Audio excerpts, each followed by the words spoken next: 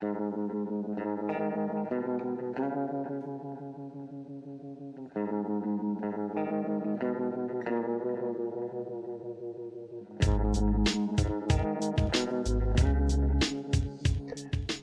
back to Appalachian Dim Sum.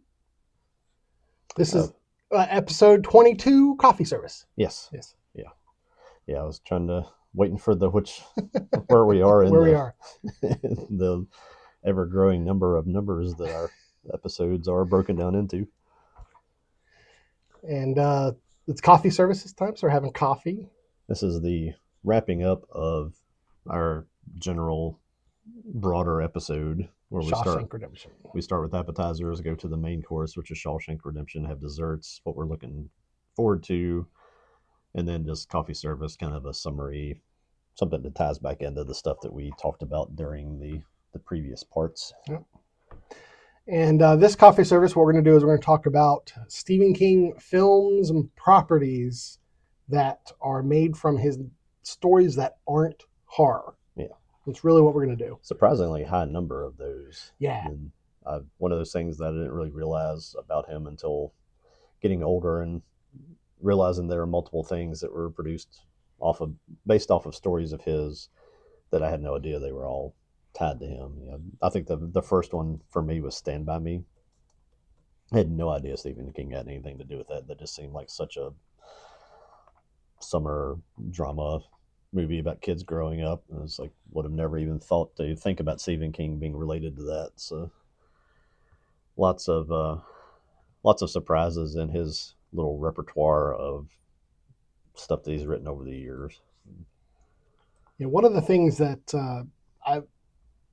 because of The Running Man, I kind of got into was learning more about Richard Bachman and Stephen King and him writing as Richard Bachman and why he did it. I don't think I've ever looked into why that happened or what that was all about. Well, the two novels I'm thinking of right now, I don't know about. I think Roadworks is a Richard Bachman novel, but like The Running Man and Rage, it seemed like there were themes in Richard Bachman books that Stephen King felt like he didn't want to explore as Stephen King. He kind of needed an outlet, which always brings me back to why did they ever publish it where it says Stephen King writing as Richard Bachman at the top? If you wanted to actually have a persona that was maybe somebody else and try to keep that under wraps, then apparently it was the way to do it. At first he was trying to do that. Yeah. Like he did publish some books as Richard Bachman, which I would love to know if, like, did Richard Bachman earn it on his own, or did he go to his publisher and be like, hey, I got these books, but I want it under this other guy's name? You know, because if he did it organically, that's impressive to have two careers take off as an author.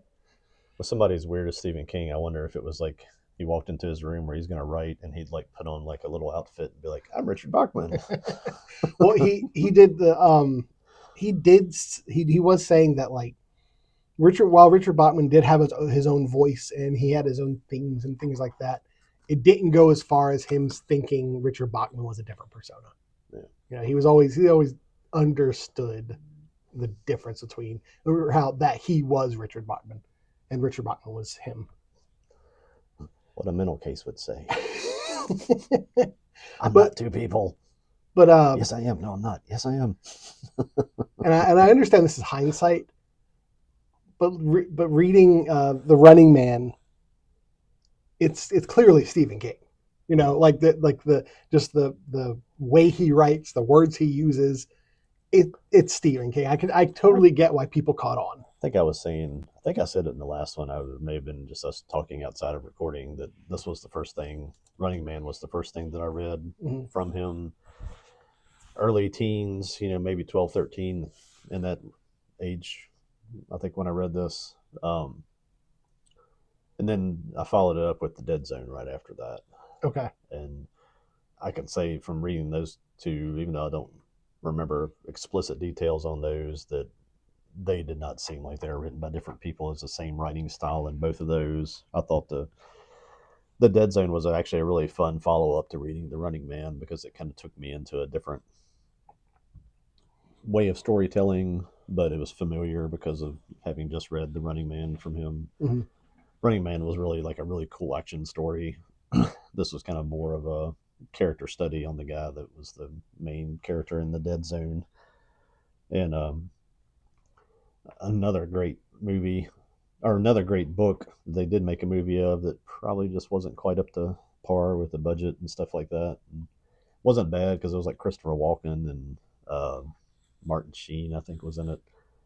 But they just didn't. It got into a thing where he touched a political candidate that was like running for something smaller, like I don't remember, as governor or something even smaller than that, and saw into the future that this guy was going to be a maniac, and kind of the whole book kind of twists into this pretty long pursuit about what to do about that.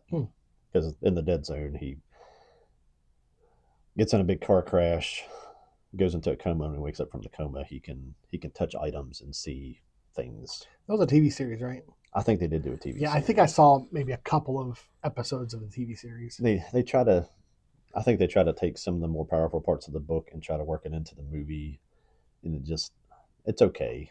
It's just not something like that. The way that book kind of unfolded, it needed more description, and it didn't translate in the film very well. It probably could now with the right people. Frank Darabont, maybe. Go get him to come back and help you write a script for that and make it again. It would probably be still a really successful film because it's really an idea that's not been touched on in a while. And if our collective memories on films and reboots is only 10 to 15 years before we can come back and do the same material again, it's been way longer than that since anybody touched on that Dead Zone stuff. So might be a target for a future remake. Well, speaking about remakes, let's talk about the original Running Man. Yeah. And we've kind of closed out our last episode talking about the upcoming Running Man film. And I was talking a little bit about the concept of the book, but not wanting to spoil anything there. Yeah, I definitely think the film Running Man from 1987 is different enough from the novel to where if we talk too much about the novel, it would spoil. So we'll try to focus our attention just on the contents of the 1987 film for this. Yeah. Make sense? Yeah. All right, it's an Arnold Schwarzenegger film. I mean, it's a mid 1980s action movie. Maybe outside of, I haven't seen it for so long. The Raw Deal. It seems like that's the only thing in that whole genre of his, or whole stretch of his movies that was different, where everything else was just Arnold being Arnold in this world, Arnold being Arnold in that world. Mm-hmm. Predator was a nice kind of divergent thing because it was the first time you kind of saw Arnold Schwarzenegger just getting his butt kicked by an alien. I've never seen The Raw Deal. It's not the best I can remember. You're thinking about movies like Commando and Conan and things like that. It's just, it really seems like a crime story. I don't really remember. It's not one of those things. I remember I watched it when I was pretty young because it was another Arnold movie, and I was like, wow, this is boring. And I think I watched it again later, and I was like, it was better. But yeah, so outside of those movies, in my head anyway, any other Arnold movie is just, what do you have, like a Racer? True Lies. True Lies. Well, True Lies is really True Lies was actually probably one of his best films, I think. Let's say Twins, Last Action Hero. Yeah, but so many things were just him saying his lines. Kindergarten Cop. Always having a reason to flex and show how big he was. I've just looked it up. I was wondering if he said "I'll be back" in Raw Deal because he was. Yeah. I was trying to, for a moment in time, they were like, he has to say it in every film. It seemed like probably the best use of it though in The Running Man, where he's like, Killian, I'll be back. And he's like, only in a rerun, pal. Yeah. I was like, that's it. I think it's the only time anybody ever responded to him. I was like, I love that.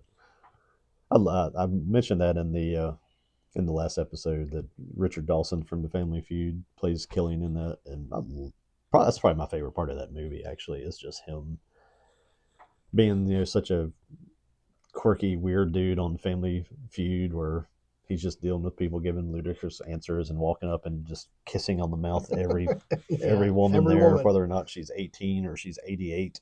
And you're just like, it's so weird.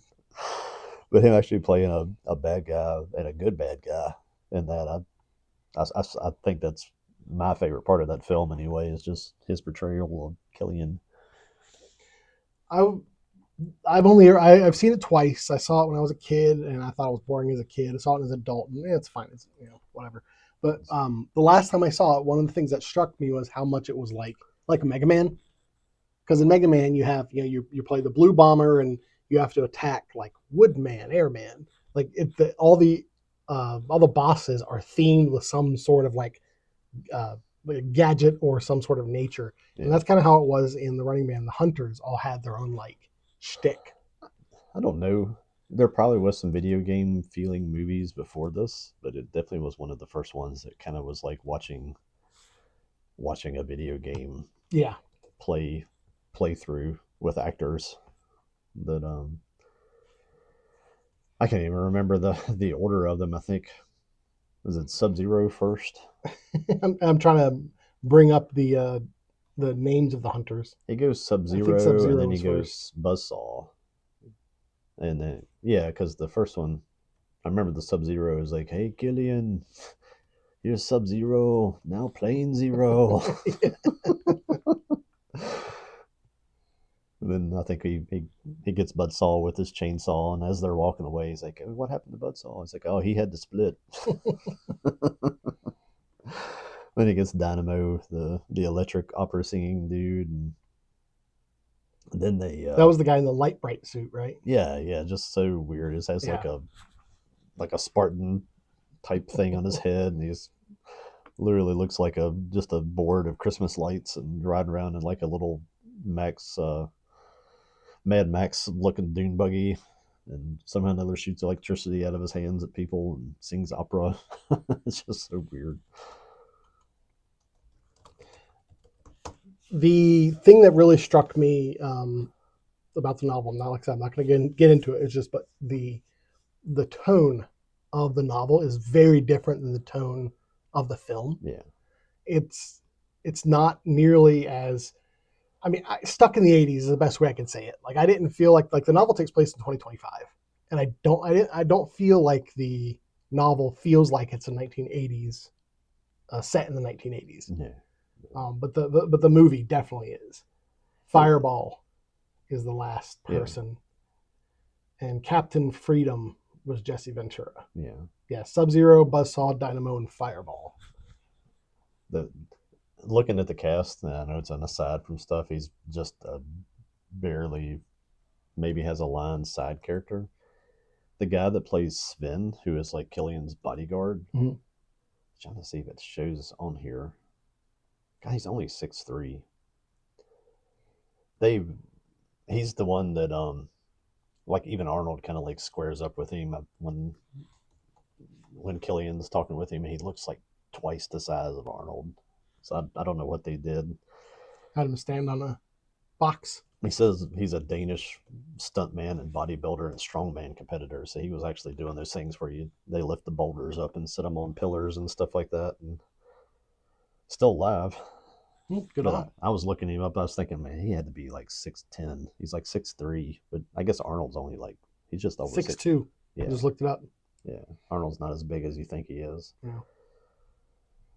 But I remember that guy. He was the guy in like the blue security outfit and stuff, and he looked massive, just like a truck in that movie. But Hollywood's pretty good at tricking you into thinking a person's bigger or smaller than they are. Yeah. All right. So that's the Running Man. I would have to say out of the movies and TV shows that we're going to talk about, I would definitely put this one toward the bottom of the list that I enjoyed. Yeah, no, it'd be one of those things that'd be interesting to have seen how it would have been made and portrayed if it wasn't an Arnold movie. Yeah. If you just had lesser known guy trying to play Ben Richards in that. We mentioned last episode that when I was reading the novel, I was envisioning Clive Owen, and you said Vince Vaughn, and wonder who would have made a good Ben Richards back then. Back then. Yeah. Yeah, there would have been. Yeah. You picture somebody like Mel Gibson's size and look, but not Mel Gibson, because he would have been too much of a big character to put into that spot. You want somebody that's not as big of a name to kind of be playing the blue collar guy. But Tom Selleck? that would have been weird. It would have been weird. That would have been pretty close to his, popularity of Yeah. being in Magnum PI. Yeah, he says Magnum PI was in the 1980s, so it would have been he was already a big star. And I didn't envision Ben with the big mustache. So yeah. Coolest aside from that, you ever see Quigley Down Under? Oh, I never would have thought Tom Selleck would be great in a western, but it's a western that takes place in Australia, and he's like a long range shooter, like a sniper with like these old. Kurt Russell. Kurt Russell would have been good in this. Yeah, I think that if I could recast the Running Man from 1987, Kurt Russell. Yeah. But not Magnum, yeah, Tom Selleck. Quigley Down Under. Surprisingly good western for. I could see that. It was him and not Gary Oldman, the guy from from Die Hard. Who's the bad guy in Die Hard? Trying to see Alan Rickman. Mm-hmm. Two people. It's like, there's an awesome western with Tom Selleck and Alan Rickman. You'd be like, what? Yeah. What crack are you on? It's like, surprisingly, it's actually really good. I don't think he would have made it as Ben Richards though. Tom Selleck. Yeah, Tom Selleck. Yeah, I think Kurt Russell. Kurt Russell, somebody along those lines. If there's somebody else younger. When was Escape from New York? Because that's I would say they're similar in theme. Yeah, that's true. That was in 1981. So yeah. People would have just thought, oh, it's the same film. Maybe a young, going back to the movies we've already covered, maybe a young Kevin Bacon. Maybe too lanky to play that role. Fred Ward would have been awesome. So Ben Richards. I don't know if you wanted to turn into a comedy or not. Right. I've never seen enough stuff from Fred Ward to know if he does other genres good or. Harrison Ford, I think, might have been good. Yeah, probably would have been a little too famous too by that point. At that point, yeah. What about Alec Baldwin? Think of what he looked like in Beetlejuice. Yeah. I mean, when he was younger, he was very thin. Yeah, and if you go to what's the Anthony Hopkins movie with him and the bear, he played it pretty good, sort of outdoors. I mean, he was like a millionaire. The Edge. The Edge, yeah. He played pretty good, and that was more of an action type movie. All right. Well, a lot of choices, a lot of things that could have taken us to probably a better place than Arnold. Yeah, but hey, at the time, Arnold is he was the hot thing. Arnold has always been a spectacle. I don't know that you'd ever say, "Wow, he's such a great actor." And he did some roles and stuff to try to boost his credentials, I guess, a little bit on that. But he entered into bodybuilding and the Mr. Universe pageants or whatever you call them, competitions to be the leader of all spectacles. Apparently he was very deliberate in that. Like when he went to Hollywood to become an actor, using his notoriety from his Mr. Universe competitions. Good on him. Yeah. Good on him.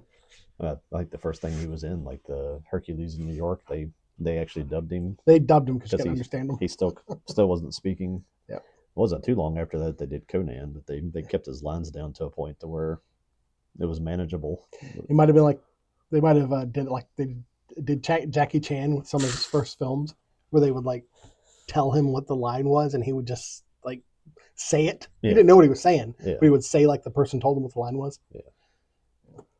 All right. Well, the next film we're going to talk about is Stand By Me. So, have you read or no? Have you seen Stand By Me? Oh, I've seen it. Yeah. Yeah. No, we had a thing where my dad helped us hunt and things like that. Never had any problems, but seeing somebody throw up was one of those things that would that would get him. Yeah. And it kind of became that way for me when I was growing up too. I guess you just kind of learned it from him that, man, he's really reacting bad to this. It must be bad. That I remember him almost getting sick in that scene with the pie eating contest, but I've never had any idea that was a Stephen King thing. All of these guys, was it like, was it just one of the Coreys? Was it Corey Haim that was Yes. in that? No, I think it was Feldman. As a Feldman? Let's see. Feldman. Corey Feldman. I can't remember which one's which. Yeah, it was Feldman. Yeah, it was definitely one of his earlier roles. River Phoenix was River in it. Phoenix. I always forget that he was doing movies before, because he died, killed himself or something right after the Last Crusade, right? Where he played the young Indiana Jones. It was more of like an overdose situation. Was it? Okay. Yeah. I wasn't sure what it was. Yeah. I know that. And I was really surprised because I had never seen Stand By Me until I knew we were going to be talking about it. I was like, well, let me watch it. And I was looking up because it was like, is that Will Wheaton? I was totally taken by surprise the fact that Will Wheaton was in this. The larger kid is Jerry O'Connell from like Sliders. You ever see any Sliders? No. Okay. No. But anyway, I knew Jerry O'Connell from Sliders, and I was just surprised. And about halfway through the movie, I finally like saw Jerry O'Connell in that guy in Jerry O'Connell in the character. Because this one. That's him. Yeah, that's him. Oh, okay. He was the little heavy kid. Yeah, the little fat kid. And yeah. This is the Wheaton kid? This is Will Wheaton, yeah. Will Wheaton's the main character. And he played Wesley in Star Trek. That's where I knew him from. Okay. Yeah, I was going to say, I don't know the Wheaton guy, but I don't watch The Big Bang Theory. Or Star Trek. Star Trek, so yep. I guess that makes sense. Yeah. I mean, the reason he's in The Big Bang Theory is because of Star Trek. Star Trek. Yeah. Yep. But I thought it was a great film. A little, I don't know if the novel's this way, or the short story, or whatever it is that it's based on. And spoilers for Stand By Me. The way they find the dead body. Oh, there he is. Yeah. It's like, what? Really? He was just a little off the side of the road, and no one had found him yet. Yeah. That seemed a bit. That was very much a Stephen King resolution to me. I was like, yeah, that seems about right. But it was a good movie. I think it definitely kind of goes along with like those 1980s kid-centric films. That's what I was trying to think of, other films that I would be kind of put into that little group of stuff that I saw at that time, and I keep, my mind's not linking anything. It's like Goonies. Goonies is one of them. Let's see. Other, maybe even like an E.T., where you've got a group of kids that are running around hiding from the government and all that stuff. Let's see. I wouldn't put Gremlins with it. I Googled the films with groups of kids in the 1980s. Yeah. Karate Kid, maybe. Honey, I Shrunk the Kid, not really. Yeah, Google's not very good at coming up with no, they're not. list answers. But hey, let's go to Reddit. Lost Boys, nah. Sandlot. I would definitely Sandlot. Yeah, for sure. Yeah. The Monster Squad. Yes, definitely. Definitely one of these stories, though, where I think we mentioned how Stephen King likes to have a character that's a writer. Yeah. Oh, yeah. The whole thing was kind of being narrated by Will Wheaton's character. Will Wheaton ends up being the writer. Yeah. So. There was a film I can't remember for the life of me. I was looking for it. I'm looking for it now. There was a film that I thought Stand By Me was, because like for years and years I thought I had seen Stand By Me, and when I looked it up, I was like, that doesn't look familiar at all. It might have been The Outsiders, is what I was thinking it was. Yeah, The Outsiders is the. Yeah, I think I always thought when I thought of Stand By Me, I thought of The Outsiders. They're not anything alike. Don't remember why, but I mean that was like in the reading criteria when I was in high school. Okay. Like we read The Outsiders and then we watched the movie, and I think I know my brother's, he was 3 or 4 years ahead of me, did. I don't remember if it was still there. I think it was when my kids went through. As it seems like at least my son did, and I never figured out. I've never gone back to look at why that was always included in the reading high school selection. curriculum. Yeah, but I don't really think of that so much as like a movie I enjoyed when I was a kid because it was something I had to do for school. Yeah. So it kind of goes in that category of you made me read this and made me watch it, so I don't like it for that reason. That was me in The Great Gatsby. Yeah. Oh, we had to read it too. Yeah. They've remade things, and I've heard there's good remakes and stuff of it. It's like I don't care. It's like you made me read that when I was like 15, and I don't want to ever see it again. All right, well, let's move on. The next film we're going to talk about is Apt Pupil. I think I mentioned that to you when we were kind of looking at the list. It's one I saw come out, and I didn't never read it. I know it was part of the ones that had Stand By Me and Shawshank Redemption. Shawshank in it. And that last one that's never been made in anything. What was that movie? Was it short story? The breathing method. Yeah, the breathing method. Yeah. I just remember seeing that come out and was, I don't know, when did that come out, Apt Pupil? Oh, in the mid 90s. I think it was kind of getting into that era. 1998, late 90s. It seemed like it's one of those things that, and I've never seen the movie, so I'm not basing this off of anything other than my reaction to when it came out. That it was like trying to portray white people as we're all hiding, we're all Nazis in hiding kind of thing or something. And I was just like, I wasn't interested in it for whatever its reason for being made was. I never saw it and just was never interested in seeing it. It doesn't really touch on those kind of themes. Stephen King definitely, and it influences early writing, and it's probably just something he had to go through when he was growing up, is dealing with personal inner rage. Yeah. That's like something that he worked out in his novels. Yeah. And I mean, like, learning about his career, it's amazing how prolific and popular he was at such a young age. So a lot of these novels and short stories he wrote as a very young man. Yeah. And with Apt Pupil, it's really just about one kid's obsessive need to control. And he figures out that there's this man that he saw on a bus and he started stalking him. He figured out that he used to be this Nazi general. Yeah.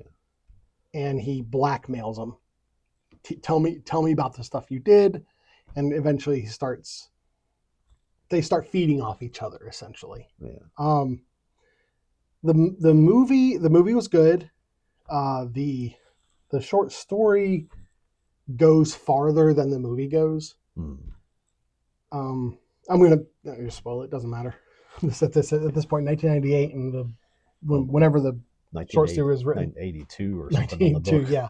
So in the book, he's like 13 years old, but he's like 16 in the movie. Yeah. So there's a different feel of a psychotic 13-year-old versus a psychotic 16-year-old. I can see, especially in 1998, Hollywood not wanting to portray a relationship of any kind between somebody that old and that young. That most states, I think, at least at some point, had an age of consent before they've scrapped all that for nefarious reasons.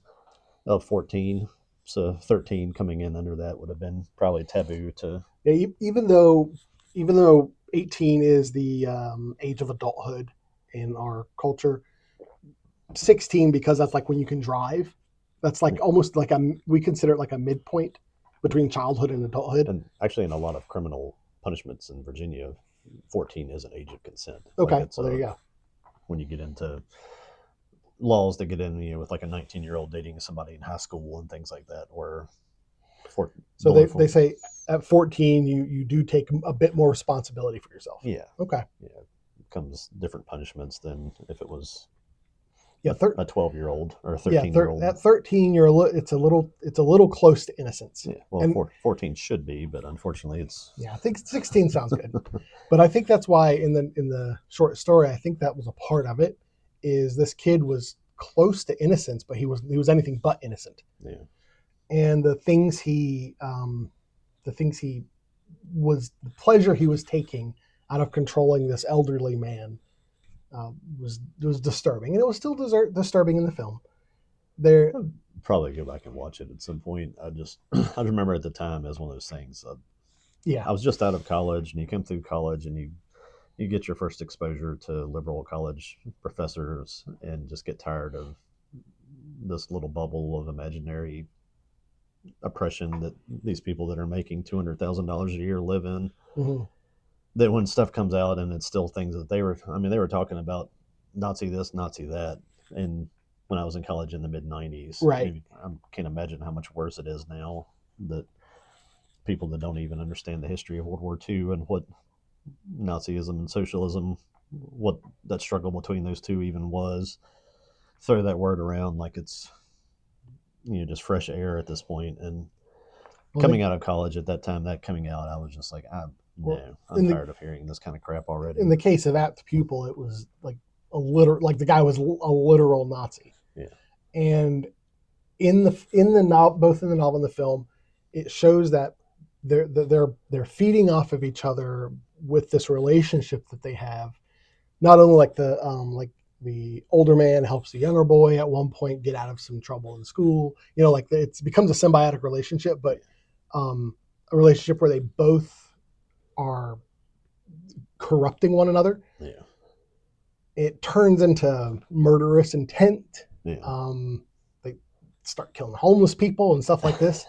So it does kind of like go off the edge a bit, where it's like I don't really see how A and B led to C. Yeah. And in the biggest difference between the short story and the movie is that, like in the short story, he goes on like a murderous rampage at the end and dies, but in the film he doesn't. Okay.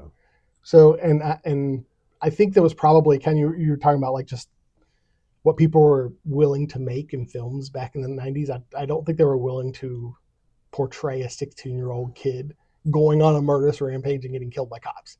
Yeah. That's a little much. Well, they might do it today. Even if they'd had that storyline in mind in 98. Was it 98 not Columbine? That was right around Columbine, yeah. Let's see. So it could have been one of those things like we had to kind of scrap what we were going to do in this movie. April 20th, 1999. So it was right after. Yeah, Columbine was after this. Yeah. I know the book that King wrote, Rage, was one of his first novels. Oh, because of Columbine, that became like almost like a banned book. I don't know if it was actually banned, but it was like pulled off shelves and stuff like that. Yeah. Because that's what Rage is about. It's about a student who goes nuts on a school. Some of it's a lot of early King stuff too. That's what I'm saying. I think he crosses a lot of lines that he would probably not cross in writing something now. Yeah, that's what I was saying. I think he was working through some stuff as a young man. Yeah, and I mean he's been doing this for decades, and obviously he's matured and he goes to his worldview has changed. He goes to some weird, uncomfortable places in a lot of his material. Yeah. But I mean, that's the basis behind freedom of speech and creative writing, is that you can do it. It doesn't mean you have to like it, I guess. And I definitely think weird, uncomfortable places is a good tagline for Apt Pupil. Yeah, it's an interesting story, but it is very weird and uncomfortable. Used to be that at some point, at least weird, uncomfortable places would at least spark intelligent conversation about things, and now it doesn't seem to do it as much. It just becomes a weapon to use against your side or the other side, and it's.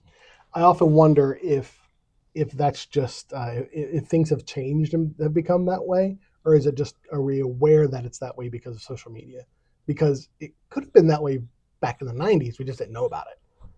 Yeah, I hear all these people talking about like they have to, this party or this party has to appeal to the middle. And it's like, is there really a middle? It's like, I think the middle are people that are unplugged and don't care either way, and they're not going to show up and care about either side. It's like there really are. There's been two sides for a long time. There's this imaginary middle that everybody's chasing. And it's like, I don't think that really is there. Maybe it is. We had an opportunity with Ross Perot. We squandered it. If only he'd been this tall. He didn't talk like this. He didn't reach the "you must be this tall to be president." All right. I was going to say not Rand Paul. What's his dad's name? I have no idea. The older Paul. That's the opportunity this country missed. Oh, He's still alive. He's much older. I know he used to do some podcast type things and some shows, and I think he actually. It seems like maybe he actually had a minor stroke on camera. Oh, And I think they were just worried about his health and stuff. So he's kind of, but I can't remember what his name is. Because Rand Paul's the current guy from Kentucky, right? I don't. I'm not up on my Kentucky political. He's he's kind of the my computer's going to start doing this now. He's the guy now that's the big budget hawk that Republicans get mad at when he wants them to not spend money. But his dad was kind of the Rand Paul's dad is what you're looking for. yes, Ron Paul. That's Ron why Paul. I can. They're so similar that I can't remember Rand which one's and Ron? which. Ron Paul was the missed opportunity. Okay. That's way off topic. Back on topic. Dolores Claiborne. Yeah. You're gonna have to carry this one. I know nothing. I've never seen this. I didn't can you even look know up- this was a Stephen King film until I was looking up the list of non-horror Stephen King See if properties I for can this. stay online long enough to look it up. Did this come out after Misery? Because I think it did. Yes, it did. Dolores Claiborne came out in 1995. Yeah. I can't believe it was that long ago. Wow. It was a really interesting follow up to Misery was in 90. 90 to 95. Yeah. You say okay. It Is was a very interesting follow up to that because Misery was the first time I think I'd ever seen Kathy Bates, and you're like, oh my gosh, it's like this is the scariest woman on the planet. And I think I saw her in Fried Green Tomatoes at some point. Maybe in between those, yes. and it's like it kind of brought her back into she's a nice lady, and I like her. Not the same character though. No. Oh, okay. But it takes her back. The character is like she's sort of like a maid for this rich lady up in New England, and the lady is like really just mentally and verbally abusive to her. But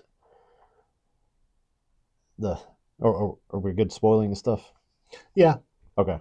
I think in general, unless it's something that is like brand new, like if we see The Running Man and Yeah. we want to talk about that, we'll try not to spoil the film. Kathy Bates' character in Dolores Claiborne, obviously Dolores Claiborne, is accused of killing her husband, and you kind of go. It's portrayed a lot through. She's already supposedly committed this crime. There's a lawyer that's trying to prosecute it. Her daughter, that's kind of left her because she was abused, too, comes back to sort of be by her mom's side while all this is going on. And it goes back into the story where her husband was a big drinker, beat the crap out of her, molested their daughter, and all this stuff. And she was in this like triangle of stuff trying to figure out what to do, but worked for this lady that just seemed so hateful. And you kind of find out that the reason this lady is like this multi-millionaire, billionaire, whatever, is because her husband, I can't remember if cheated on her or abused her too. And her husband was like the guy that was the millionaire, that she killed him and got the inheritance. Dolores kills her husband in this, but it's kind of, it's not like, she goes out and murders him. She finds like a hole out in this field, like an old well, and just sets it up on a day there's like an eclipse and she knows everybody's going to be away, gets him his favorite alcohol, he gets drunk, then he chases her out into the field, and she just like runs past like this well that she knows is there, that I think she almost falls into it at some point early in the movie, and gets him, and he falls down in it and dies. So it's like she didn't really physically kill him, but she did cause his death. And it's sort of like a trial. I can't remember what the attorney is. Kind of one of those older, kind of more iconic guys that's playing the attorney that knows that In Dolores Claiborne? In Dolores Claiborne, that he is convinced that she's murdered her husband and needs to be prosecuted. Let's see. Was that Joe St. George? No, Constable Frank? No. No. Do you remember his name? Mr. Pease, Peter. I'm just going through the cast at this point. I'm having trouble spelling Claiborne. C-L-A-I Born. Yeah, I've hit that spot in the. So that's her husband, David Okay. Stratham, and where's the guy that plays the prosecutor? I don't even see him there. Hey, you have the girl from Dead Like Me in it. Selena St. George. See if I can get reconnected and find it. But the Doesn't matter. Moving on. That's kind of the premise of the story. Okay. Is that that she kind of sets up the death of her husband, and you find out that this lady that's really hard on her all the time is kind of a kindred spirit, that she recognizes all the hardships that she's going through. And I think like they have sort of the moment in the movie where it's like sometimes to survive in this world, a woman just has to be a bitch or something. So it's a good movie. It's not a great, like, I'm gonna go back and watch that again, because it kind of touches on that stuff you just don't really want to see in a film, where the husband takes his early teenage daughter, definitely probably under the age of 14, out onto a boat and molest her. And I'm like, I know all too well that kind of stuff goes on from being a police officer, but that's not something I want to see on film. I'd like to see more people on film getting thrown down into wells to do it. But I think that should happen in a public gathering. We should sell tickets to that. But that kind of calls back to something we talked about a few months ago, where even though it's acting, I'm sure that still leaves an impression on the actors. Yeah, because and in that sort of situation, I think of like Perfect Blue. I think I like that Perfect Blue was animated because of that, because of the subject matter. A person didn't have to pantomime those feelings and those actions. It's kind of the same thing. It's like, if the film's gonna have that kind of content in it, maybe animate it. Yeah, Ellen Muth plays the daughter. Okay. The Jennifer Jason Leigh plays her as an adult, but I'm still not seeing this is the detective. It just does not look like the guy that I'm remembering at all. That can't be him. I don't know. There's something missing on that cast list. Have you ever seen Dead Like Me? No. Yeah, the girl, Ellen Muth, the girl who plays Selena. She's the Grim Reaper in high school. She plays George, and the premise is she died and she becomes a Grim Reaper. Yeah.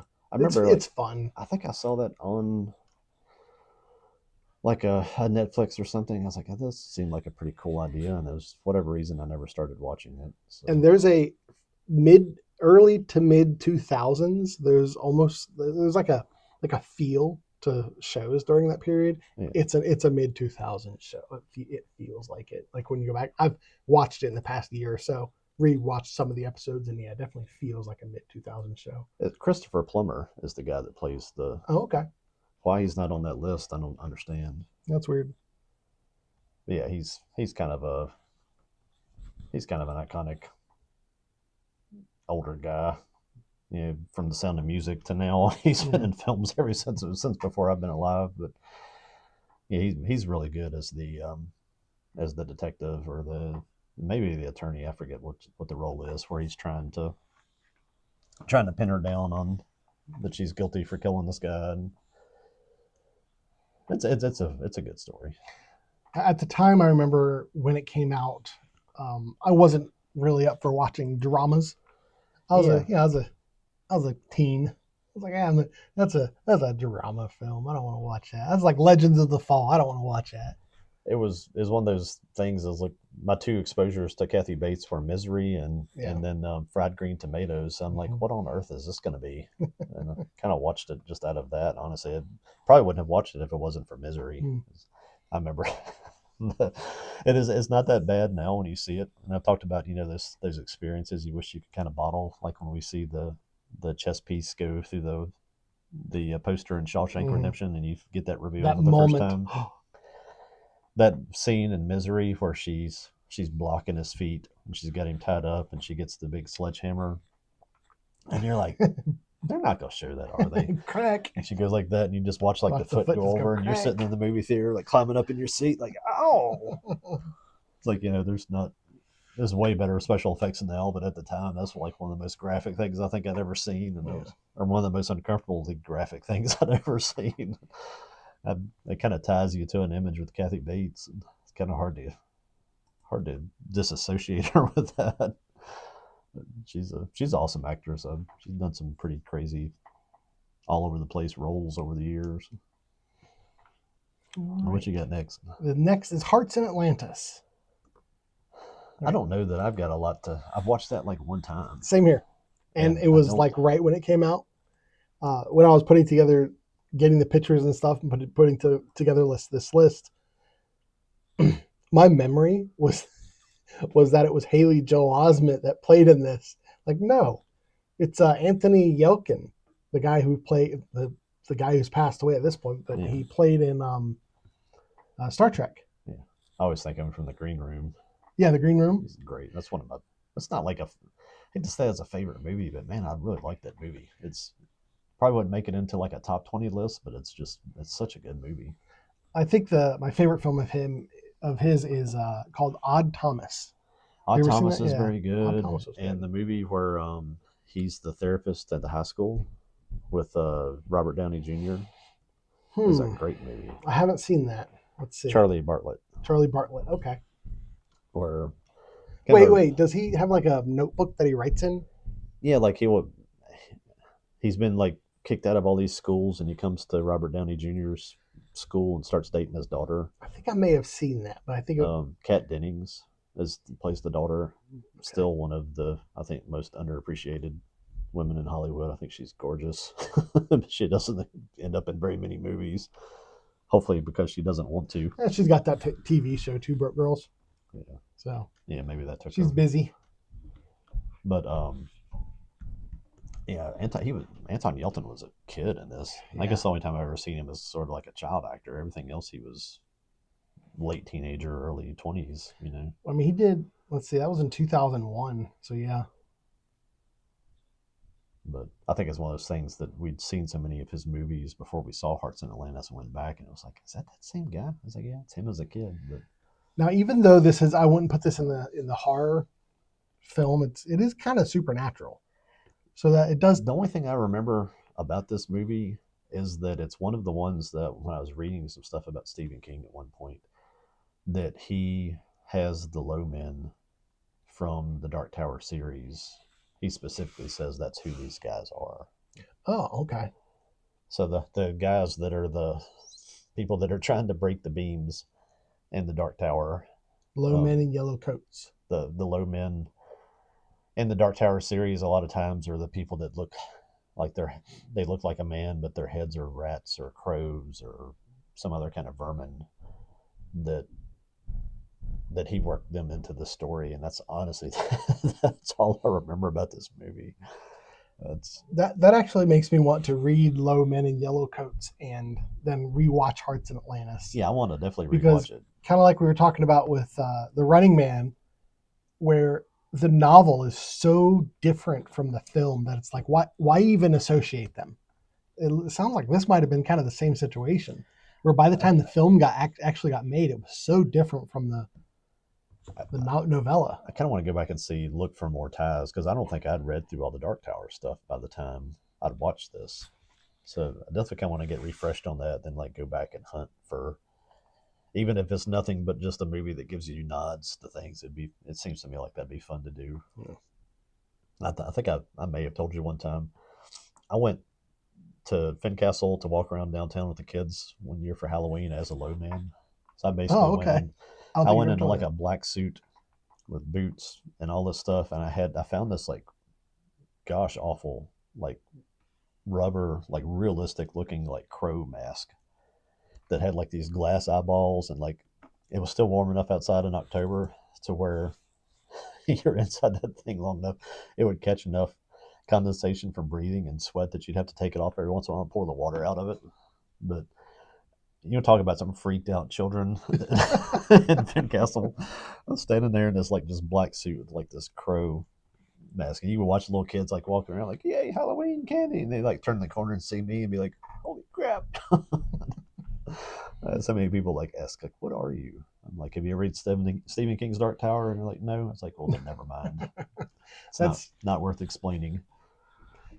From the few conventions that I've been to, you don't like to not know who someone is, because it's always disappointing to the person. Like, oh, you don't know my character. I'm like, I don't know everything. Come on. You have to be careful at a convention to ask something that you don't know, because you might be opening up a 45-minute conversation that when you're standing in the booth you cannot get out of. Yeah. You're just like, oh, okay. And then after a while, after 8, ain't that something? After 8 of those, you're like, can somebody go pull a fire alarm or something? It's like, somebody call my phone, let me get it. I actually tried that before and it doesn't work. They'll just continue, or they'll wait for you to get off the phone. Wait to get off the phone. You're sitting there with nobody. You're like, wow, okay. Yeah. All right. Well, I'm gonna give away too many of my secrets. Speaking of secrets, The Secret Window. Never seen it. This is another one of those. I've seen it.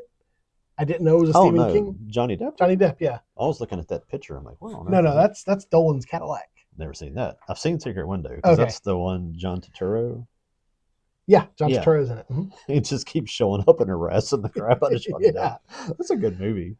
It is a good movie. I remember I saw it shortly after I saw Fight Club for the first time, so I was like, It to me, it seemed like a rip-off of Fight Club. Knowing now that it's a Stephen King, it's based off of Stephen King work. Yeah, it's definitely like one of those, like, I don't know if King does self-inserts, but he likes, like we said, he likes writing about writers. Yeah. And I definitely think this was one of those.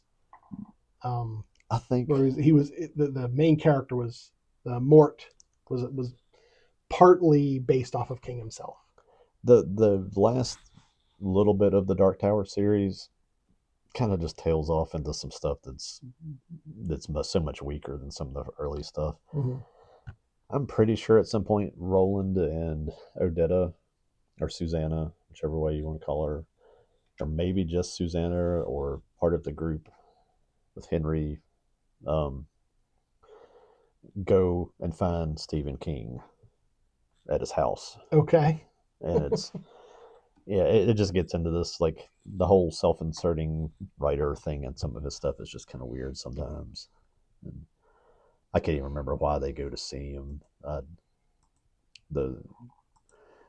It's definitely into that category. The first 2/3 are freaking amazing, and the not even the last third, but definitely kind of the tail end of the Dark Tower stuff was like, man, can you go back and rewrite that one more time? Can we just try a little harder? But I remember enjoying The Secret Window. There was a period of time for Johnny Depp before Pirates, because really he became a certain kind of actor after Pirates. Yeah. It's more of the Hollywood star, where it seemed like he was trying to find where he fit. Yeah. And this was a part of it. Well, he was trying to play Johnny Depp in every movie. Yeah.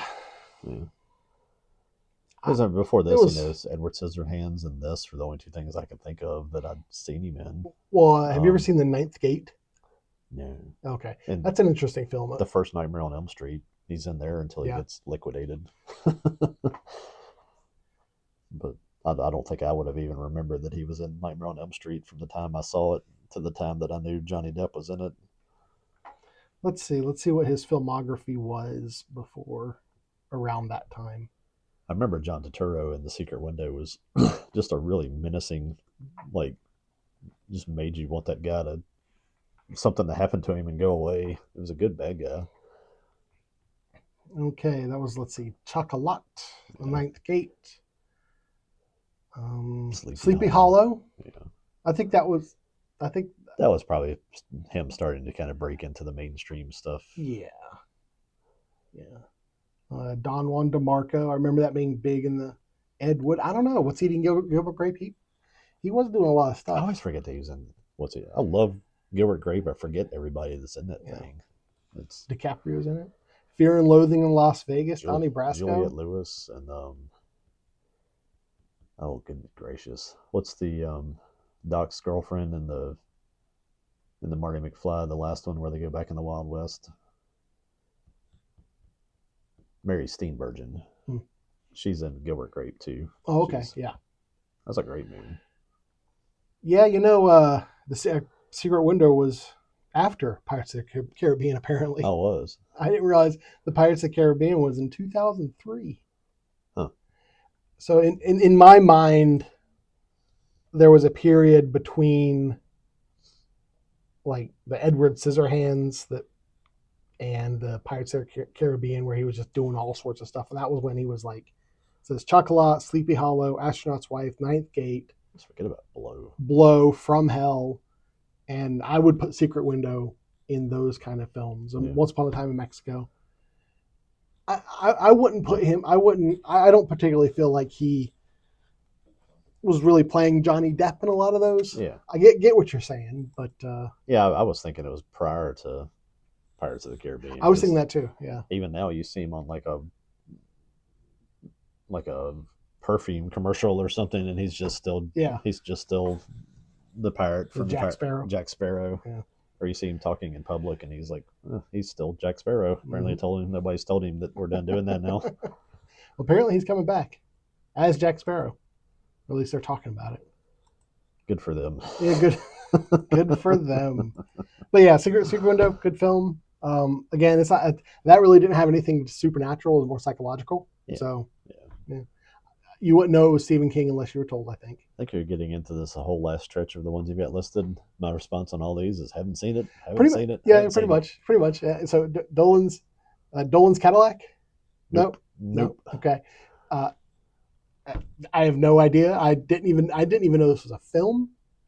Let's look it up. Dolan's Cadillac. I know I've looked at Watching the Good Marriage before. That was in 2009. And have not.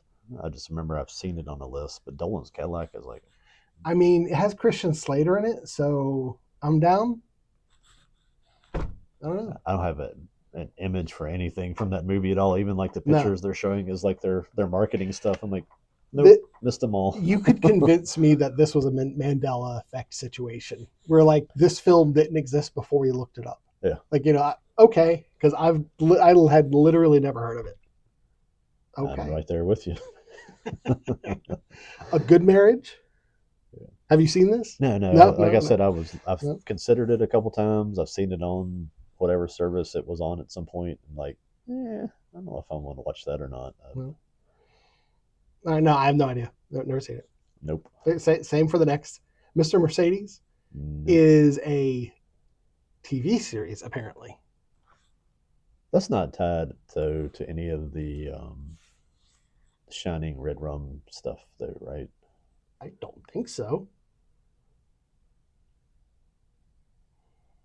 It's based on the Bill Hodges novel trilogy by Stephen King. Yeah. Not familiar at all. That if there's anything that struck me while looking all these up, like I thought Stephen King. I knew Stephen King was a prolific writer. Yeah. Why are there so many books and films of his that I've just like never heard of? That you just don't have all year to just read and watch Stephen King stuff? End of watch, Mr. Mercedes and Finders Keepers. Got nothing. 2014, 2015, and 2016. Maybe that's why. I mean, in the past 15 years, I can't say I've really paid attention to what he's been doing. Yeah, I know my daughter has mentioned reading that, but for some reason I thought it was somehow tied to The Shining and what was that more recent movie they did with Ewan McGregor that was Dr. Sleep. Dr. Sleep. I thought maybe it had something to do with that, but I don't think it does. I think that was just me mixing ideas. Mr. Mercedes, same universe as Dr. Sleep. Well, okay. They share the same universe. Dick Halloran is an actual person in both. Okay. So maybe that's something she told me. It is mentioned as a work of fiction in Mr. Mercedes. Okay.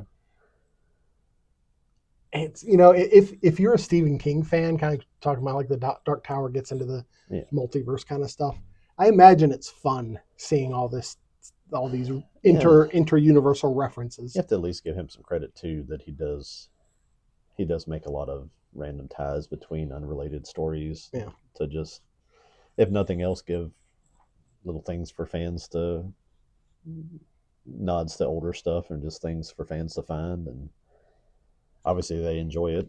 Yep. So, all right, on to more stuff that we don't know about. 11. What's this one called? 11/22/63. This is where. That's got to be. Is that something about Kennedy? Yep. Okay. Yep. It's where. What's the actor's name? James Franco. James Franco plays. He goes back in time with a chance to save Kennedy. Okay. And it was a TV series. I've again never seen it. Missed it. I always thought it was really. Again, Stephen King's great about having disparate ideas. Like I love Frank Herbert. He's my favorite author. But you know what you're getting into when you read something from Frank Herbert. He's a sci-fi author. Yeah. And some of the sci-fi is like loose sci-fi, like where it's just like biochemistry and stuff like that. And some of them's like crazy sci-fi where you're on a different world and there are creatures and that are real alien looking. But it's sci-fi. With Stephen King, like, okay, so this is a time travel story. Then this Dolores Claiborne's about a woman who maybe killed her husband. Yeah.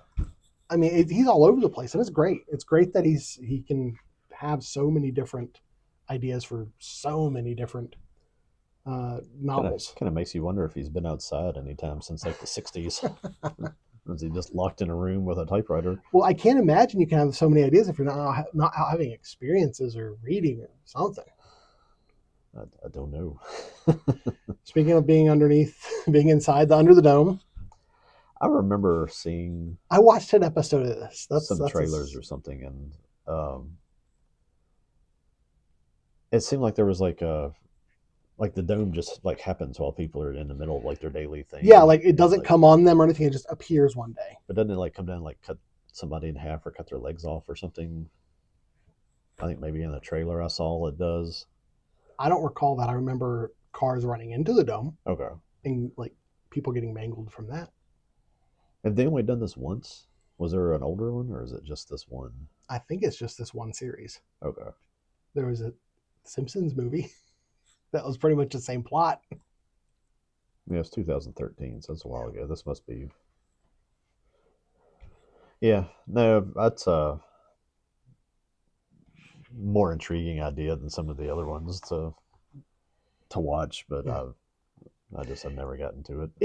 I remember at the time when it came out, it was very much like presented as like a Lost type show. Yeah. Where it's like, oh, there's a mystery. Try to figure out what the mystery is. Why is this dome here? There's all these like kind of that same time frame. I remember like some folks at work talking about like Wayward Pines and all these kind of like weird sort of like mystery series that just never really seemed to take hold. Maybe they were efforts to try to follow up something like Lost and try to find that next thing. And they just, either the networks would not commit to them and make them be good enough to come along. Because, I mean, how long was it before you got The Walking Dead, before you actually got like a more horror-based series that just really got a backing? Yeah. Was that pre-2000 and... It was definitely pre-2020. I can't remember when The Walking Dead started. I thought it was like 2015. Walking Dead series. Might not have been too much long after this. 2010? Is it that long ago? Wow. Is it really that? Yes. 2010, we're old. We're old. Well, that might also be you throw out series like this trying to break into that market and people are just like, yeah. Yeah, it was 2013 was Under the Dome, so a couple years after. Interesting. Yeah. Wow, I can't believe The Walking Dead's been around 15 years.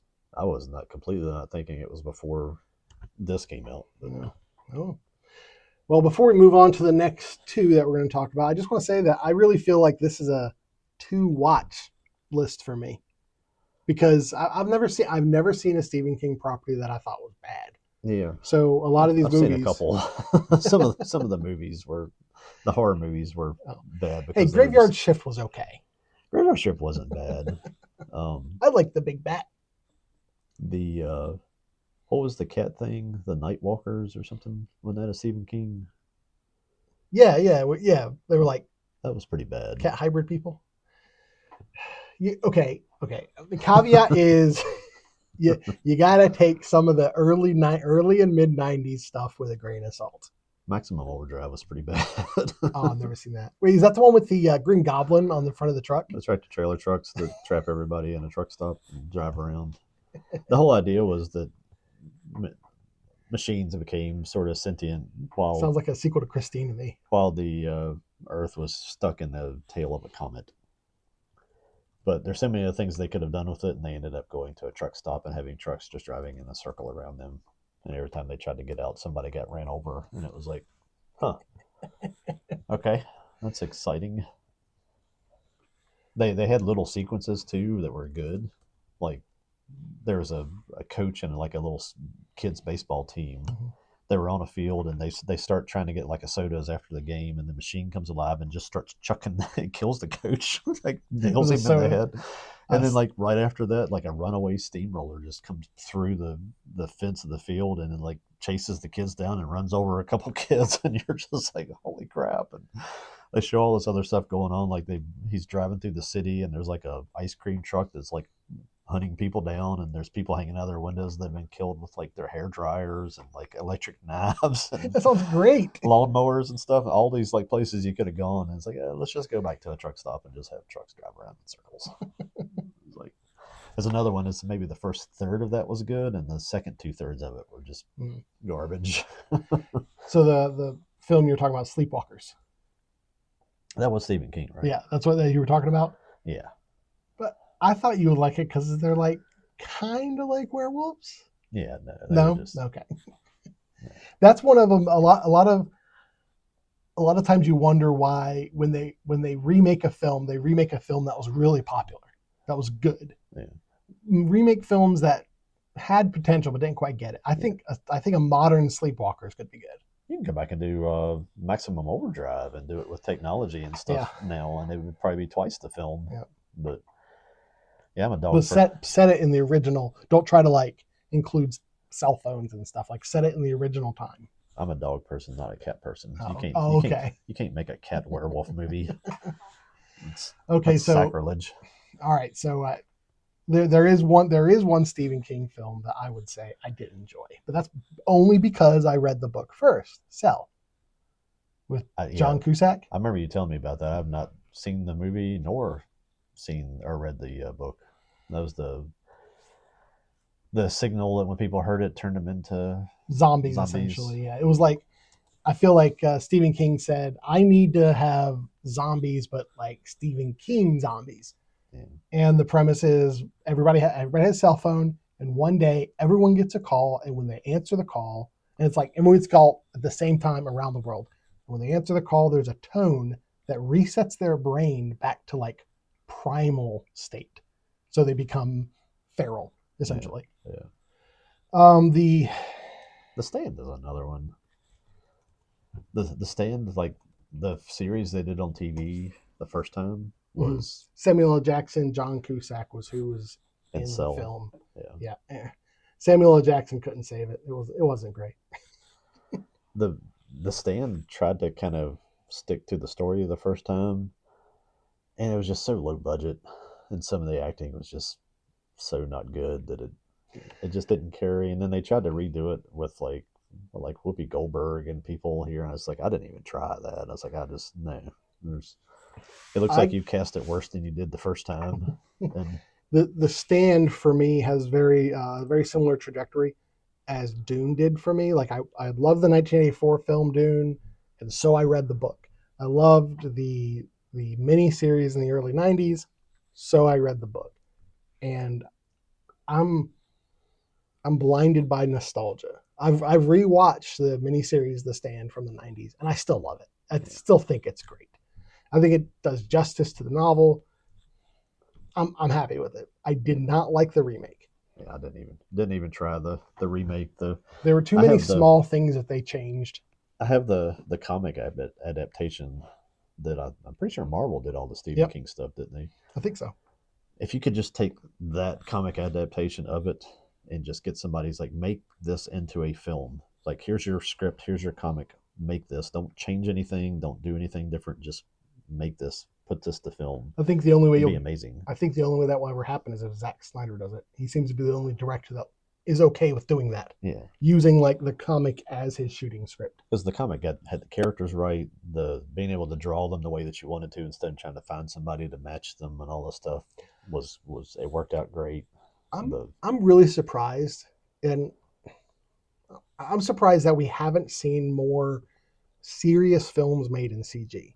Because like all the films that are made in CG now are kids movies. Yeah. There was a point like Beowulf is the one I can really think of. I was just looking that up last night because Ray Stevenson and Ray Winstone came up in something we were watching or some conversation we were having last night. And I was trying to remember which one was in Beowulf and then got into that rabbit hole of trying to track all that down. And I was like, man, that's such a good movie. And I was like, we don't have a copy of that. It's like, I need to go get a copy of Beowulf because it's. Well, I've watched that thing 100 times. I feel like Beowulf was a trial run for Hollywood. Like they were like, well, let's see if we can make an adult film, a movie for adults. Let's see if we can make a film for adults that is in CG and see if people like it. And it didn't do well in the box office. I've said it before. They made that attempt at this War of the Rohirrim, Lord of the Rings thing to use anime. Well, but that was more hand drawn stuff, right? Yeah, but to do that as a medium, to do anime and let some of those storytellers try to do it, they actually did the animators, but they still let prime writers write that story, and they had to turn it into just garbage again. But how amazing would The Stand or The Dark Tower or any of those things be if they came out as like an anime? They would be. I'd lose my mind if they did that right.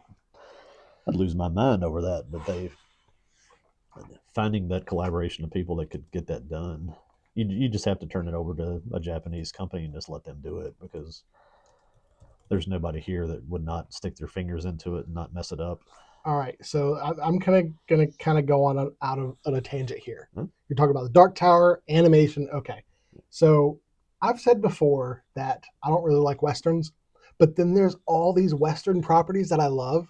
So I don't know. That's probably not true that I don't like westerns. It's that I've seen some westerns that I don't like, and when I was young, like my mom loved westerns, so I would have to sit through westerns, and that flavored that put a bad taste in my mouth for them. But there are westerns that I passionately love, and one of them is Outlaws. It's a video game by LucasArts, Star Wars people. I have to type in video game, Outlaws video game, and the characters in that it really makes me think of kind of what you're talking about. They're very lanky. Marshall, here you go.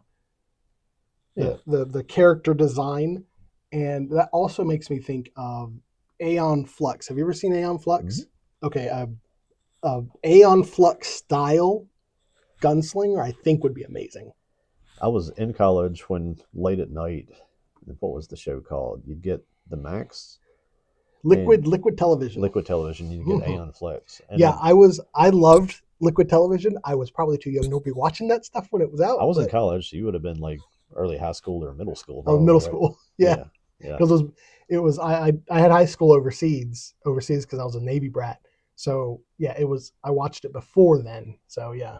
I remember that was kind of the first time I was watching this stuff. It's like, man, this is so funky and so out there.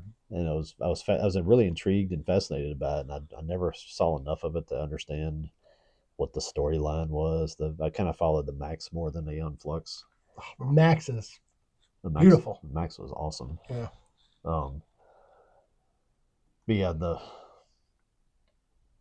I could see probably not some. I don't know if I could take Aeon Flux just as it was into the Dark Tower. Mm-hmm.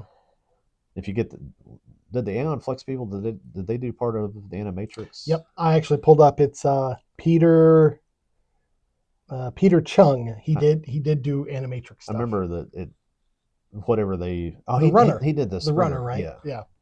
I could take that into the Dark Tower stuff. Mm-hmm. It was a more developed idea than Aeon Flux seemed to be. Aeon Flux was very.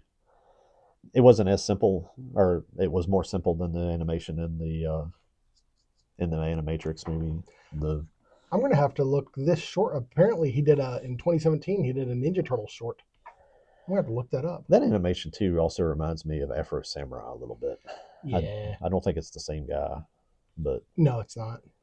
But if you could take it all the way to the people that did Afro Samurai and work that into the Dark Tower, but just give me the Dark Tower though, not change it into something completely different, I would love that. I'll have to look this up too. He did a series called Black Dynamite. Get him to the Sunset Strip, and it's like a blaxploitation era kind of stuff, like 1970s. Oh yeah, looks great. But yeah, if like that style of animation, I think would be perfect. Oh yeah, like the dark blacks and stuff like that. I was originally thinking the Spawn animated series, but I think it's a little too much into the dark. When you get into, especially in the Dark Tower stuff, when you start getting into the more supernatural stuff with the Low Men and the Crimson King and stuff, there's no way to make that come to film look okay and not just be some cheesy CGI garbage. Yeah. If you tried to practical effect it, I'd be interested to see the effort, but I don't think it would probably turn out the way I'd want it to. But you could do it exactly the way I would want it done in animation. Well, that kind of goes right into the next property we're going to talk about, which is the Dark Tower. Yeah. Now, I would put this more into like Hearts of Atlantis, where it's more supernatural. It's not horror, but it's supernatural. Yeah. And you talk about like liking westerns. Yeah. If you could ever give me a good portrayal of this on film, I would probably have to say this would be one of my favorite westerns, because it's that just, you never really know if it's futuristic or if it's past, really where it is. It's in the world that moved on, so I guess it's the future, but where they come back into 70s New York and different time frames here, but then that whole world that he's in with oh man, like where Blaine the train is, and the city where all the kids have been taken and turned into the they're basically using them to power the people that are trying to break the beams, and then they send them back, and they're just like these gigantic people that are basically like mentally retarded. And there's the robots that come. I cannot think of the name of that. There's the Sisters of Ariza, or the girls that have the disc that help them fight. All that stuff where they're basically throwing like sharpened like frisbees and fighting the robots and stuff. And it's like, now I've only read the first two Dark Tower books. Oh, okay, so I'm getting way past you. Like all of that sounds way off. It gets into just some amazing visual stuff, and I guess maybe that's why it's so hard to approach as a film property. Is you've got to have some budget. They did it as an anime though. Yeah, if they did it as an anime, you don't have to have any budget. Not only budget, you don't have to have, there's not time constraints. Yeah. But the problem is, again, well, the animation studio that would do it right now, probably Netflix. Yeah. They mess stuff up. Yeah, no, they turn Roland into a Filipino girl. Jake would be transitioning to a puppy furry or something. Not, like, I haven't watched it, so I can't really make a statement really about the quality. But like, I refuse to watch the latest Devil May Cry anime, because the same guy who did that, I think it was the same guy, did Castlevania, and I did watch Castlevania, and they changed so much from the original. And it's interesting because we started today where I was talking about trying to being okay with different interpretations, but you can go too far.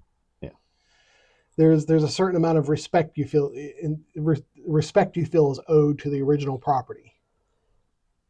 And I feel like the Castlevania series that I saw, I felt like it was wearing Castlevania as a skin suit. It wasn't Castlevania anymore. I think we joked about this briefly about how Matthew McConaughey played the Man in Black. Yeah, horrible casting. It's like that's the actually absolute worst casting He's that not you could have intimidating ever at done. all. The heart and soul of the Dark Tower series starts. Did you get into Susanna and Odetta? Mm-hmm. Okay. Yeah, I can't remember exactly when she's that was in the introduced second book. in the second book. Mm-hmm. Because that's the drawing of 3, right? Yes. Where he goes out and gets them.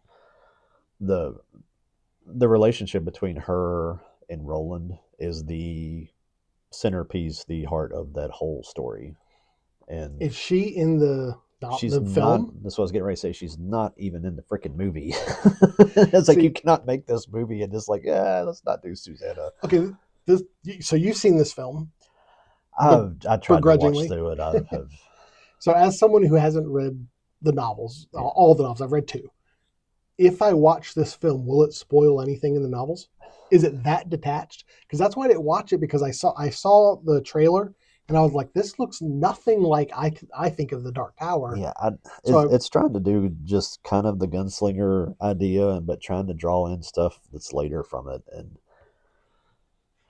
so it's trying to tell the Just story of the first film, the first book. don't watch it. Don't even bother. Okay. It's just such a bad. I'm sitting here looking at the cast and all the people they put into this thing. It's like the story of the gunslinger is basically him. It's like 3 people and Jake and the Man in Black. Yeah. And a few. He meets like a guy like at a. I mean, you should be able to do it for like a couple $1 million. You give me $10 million and I could put this thing together. We could go find like an abandoned farm in like Utah and we could shoot this thing. I kind of like that idea. The gunslinger is just so simple, and so many people don't get into the Dark Tower series because they're like, I didn't really like the gunslinger. It's like the gunslinger is not great. It's just kind of a okay Western story with some supernatural stuff. It gets you to the point where when you get into the first 50 pages of the second book, if you're either hooked on it or you don't like the same things that I like. I feel like the gunslinger, in keeping with the theme of our podcast organization, is an appetizer to the rest. Yeah, because you're right. It is so different, and it's almost like the setup to the rest. It's like the homework that you need to do to get into college, so you can go to college and have fun.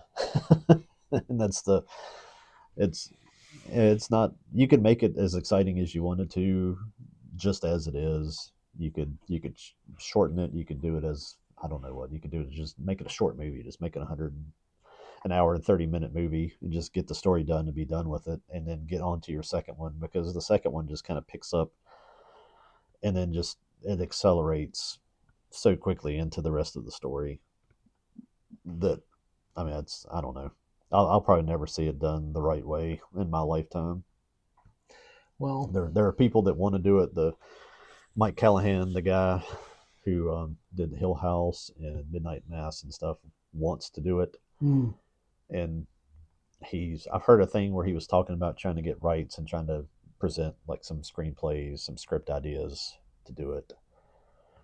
That's probably the only way it gets done, is through a company like Netflix, and they seem to have let him kind of leave him alone and let him do what he wants to do on Netflix. As long as he keeps pulling up those hits.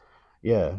That might be the best hope forward. Like I said, there at one point was a plan to have a Ron Howard series with it.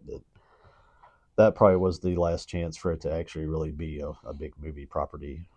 Well, I once felt that way about Dune, and if I wanted to nitpick the Villeneuve films, I could, but I appreciate what he's done, and I feel as if it's I wouldn't say faithful. It's adequate isn't even the right word. I think it's a good homage to Dune. Like I think you can tell he appreciates it, and I think it does a good job at encapsulating Dune. Yeah. So hopefully someday you'll get something like that for the Gunslinger, where it's we've talked about several movies through the course of doing this, to where we see like a movie like Smile, and you go look it up. It's like, what else has he done? It's like, he's done nothing but Smile. Yeah. And there are some really interesting filmmakers in the pipeline. I guess that maybe that's the way that it gets done, is that the rest of these people that have all been tied into big studio and woke stuff and all this just get cycled off of the earth, and then people come along maybe behind them. Like, again, it's probably not going to happen in my lifetime, but maybe my grandkids will get to see a really good Dark Tower series. I'm honestly, I'm happy with the books, and really enjoyed the comic adaptation of it, and getting two kind of good things out of one property is good enough. But There you go. they do another Matthew McConaughey anything. Matthew McConaughey could have played, is it Henry, the brother, or the druggie, the addict? Yeah. He I could have could see played. that. He could have played him. He's not. I could He have seen wouldn't have been my choice.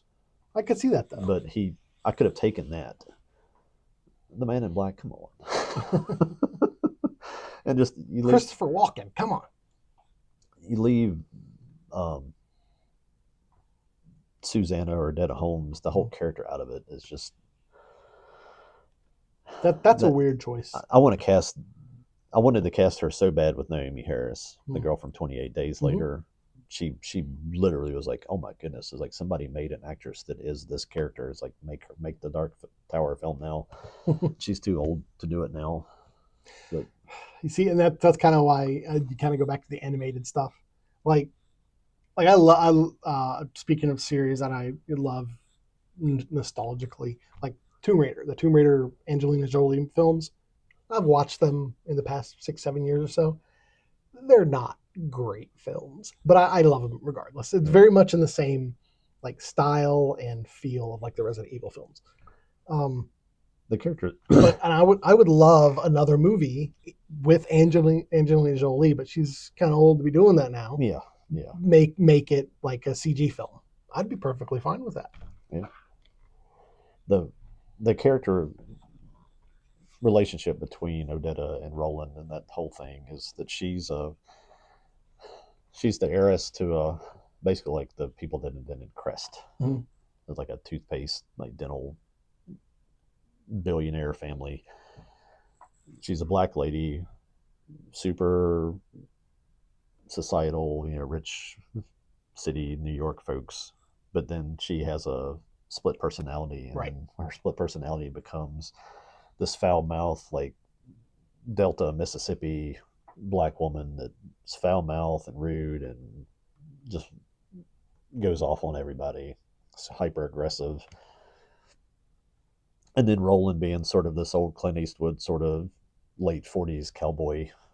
That relationship between the two is really what makes that story work. And it gets to the point, it's like he needs her. He's like, I need Odetta.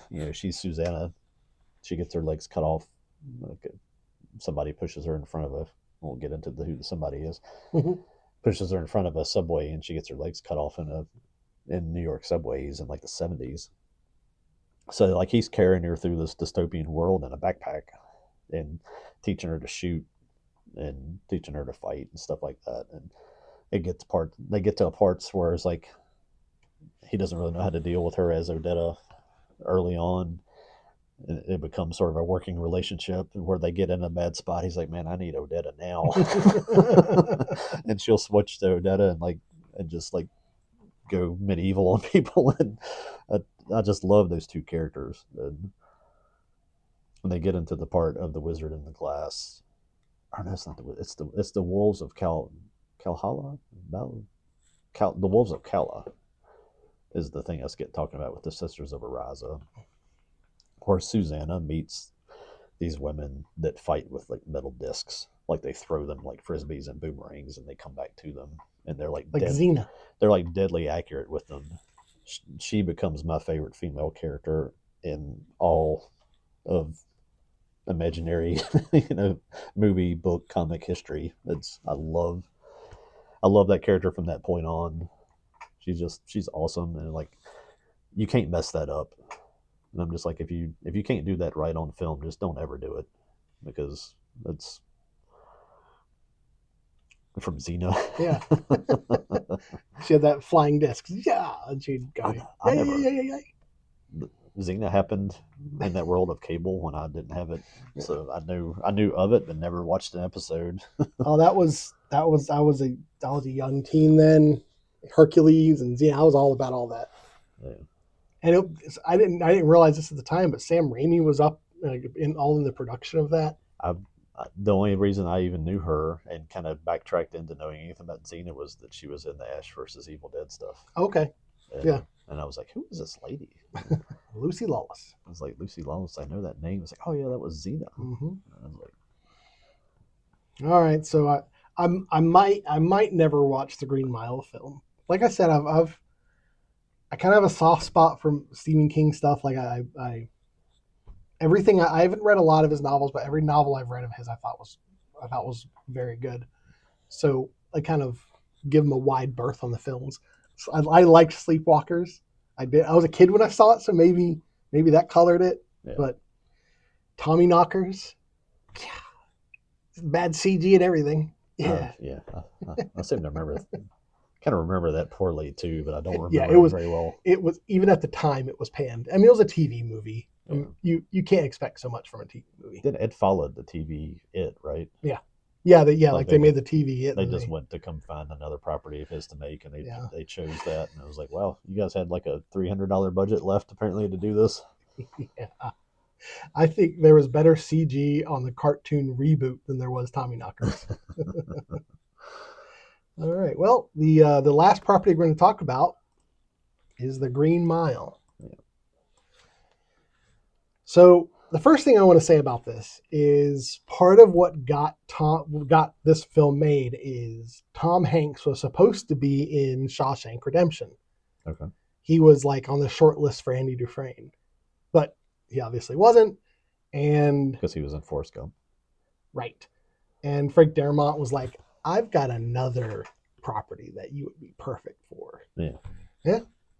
I think that's great. I think it was I think obviously Tom Hanks was popular way before this, but I definitely think this did something for Tom Hanks. It like sealed him in the echelons of great actors, at least for me. You know, if you think about Forrest Gump was one of those things that was such a pop culture thing that everybody kind of went crazy over.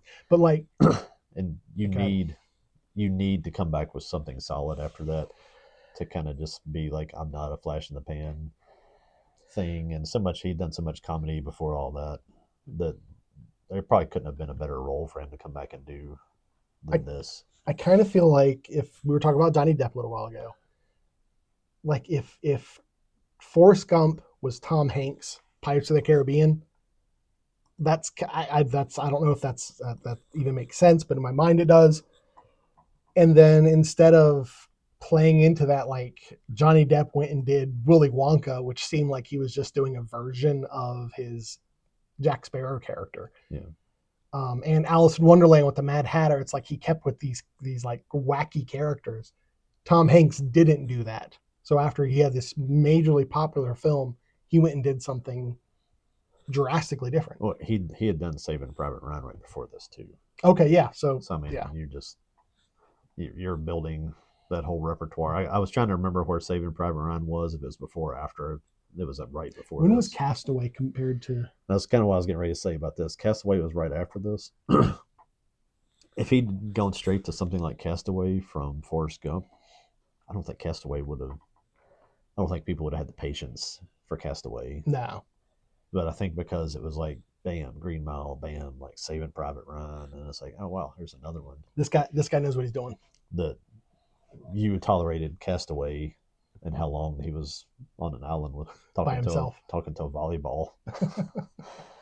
That I've gone back and watched it multiple times, and it's like, it's okay. it's not a great rewatch, but I think it's one of those things that he built up credit to get you to that movie. And a lot of people probably rank Castaway on some kind of top list, and I'm like, it's really not. But it fell in the right spot of following the Green Mile, and then that. Anyway, I guess he did the Da Vinci Code and some other stuff after that. Kind of got into. I guess it was a while. Before he did Captain Phillips. I kind of felt like the Da Vinci Code was where Tom Hanks got like tenure as an actor, and he was like, "Yeah, I'm just gonna do this." Well, that was his first series. Yeah. So it seemed like they all have to like work their way up to get their own property, Yep. their series, and I guess that was the one he was given. But it was a fantastic film. I actually bought the novellas, I guess they are, for the Green Mile because the first thing I remember hearing about the Green Mile is it was a Stephen King novel that was released in 6 like short novellas. Yeah. And it was like a big deal because this was going to be like a new way to consume novels. But I don't think anything else ever came of that format. I don't know if it wasn't successful. Yeah, I don't. But I bought those 6 novellas with the intention of reading them because I would like to read them. But I read The Running Man instead. So we'll read the Green Mile later. Yeah. Yeah. And have you read the Green Mile, or do you just know just know it from the film? Michael Clark Duncan. I don't think it's. I assume that the novel was written for him because he seems so perfect as John Coffey without reading the novel, of course. My first note when I was making my notes for the whole coffee section is I share a birthday with Michael Clark Duncan. Oh, there you go. He's my soul brother. I love him and everything I've seen him in. He's just such a. Did you ever watch the Craig Ferguson show, the late night show on ABC? No, I never watched it when it was on. I've gone back and there's a catalog of them on YouTube. Mm-hmm. Go back and watch it, and he is like a repeat appearance guy on there because apparently he was good friends with Craig Ferguson, and like they go to Scotland together. They do all kinds of stuff, and they're hilarious. He's such a funny dude. And he's such a massive massive guy. I think he played. Did he not play pro football or college? I can't remember. Let's see. He had. Oh, he was. I know he was. Wanted to play football in high school. His mother wouldn't let him. He was a bodyguard at some point. Because his mom wouldn't let him to play football, he turned to acting. And good on him. Am I remembering the wrong guy, or is he not the one that was? He actually was a bodyguard for a while. In that little blurb I read on IMDb, I didn't see anything about various jobs. He dug ditches, and he was a bodyguard before he went into acting. Oh, okay. I can see it. I could see anybody who was being protected by him feeling safe. Yeah. He's a huge man. How tall was he? Where is that not on here? Like Clark Duncan height. He's 6'5". My goodness. So he was a large man. So he would have towered over Arnold. Yeah. In The Running Man. Maybe he would have been a better running man. Mm. But I guess his first big thing was right before this when he was in Armageddon. Yeah. That was kind of what made him famous, and I guess notably kind of had a short career because he died in 2012. So. Yeah, 54. He was busy while he was working. I think he was a fantastic kingpin. I think everybody. What was that in? Daredevil. Okay. I remember seeing him as Kingpin, and I couldn't remember. Yeah. I remember I saw like what's the Jennifer Gardner Elektra. I can't remember which one Kingpin was in. In both. Okay. I've watched those movies. I think seeing them on cable, and I cared absolutely nothing about either franchise, so I just was not paying attention to a whole lot of them. we could do a whole talk about terrible superhero films. Yeah. We'll put both Daredevil, Elektra, Catwoman. Yeah. Yeah. All right. Do you want to go over? I don't know if you've got a better synopsis of the story because I kind of had it in my head when we were filming the last time. Okay.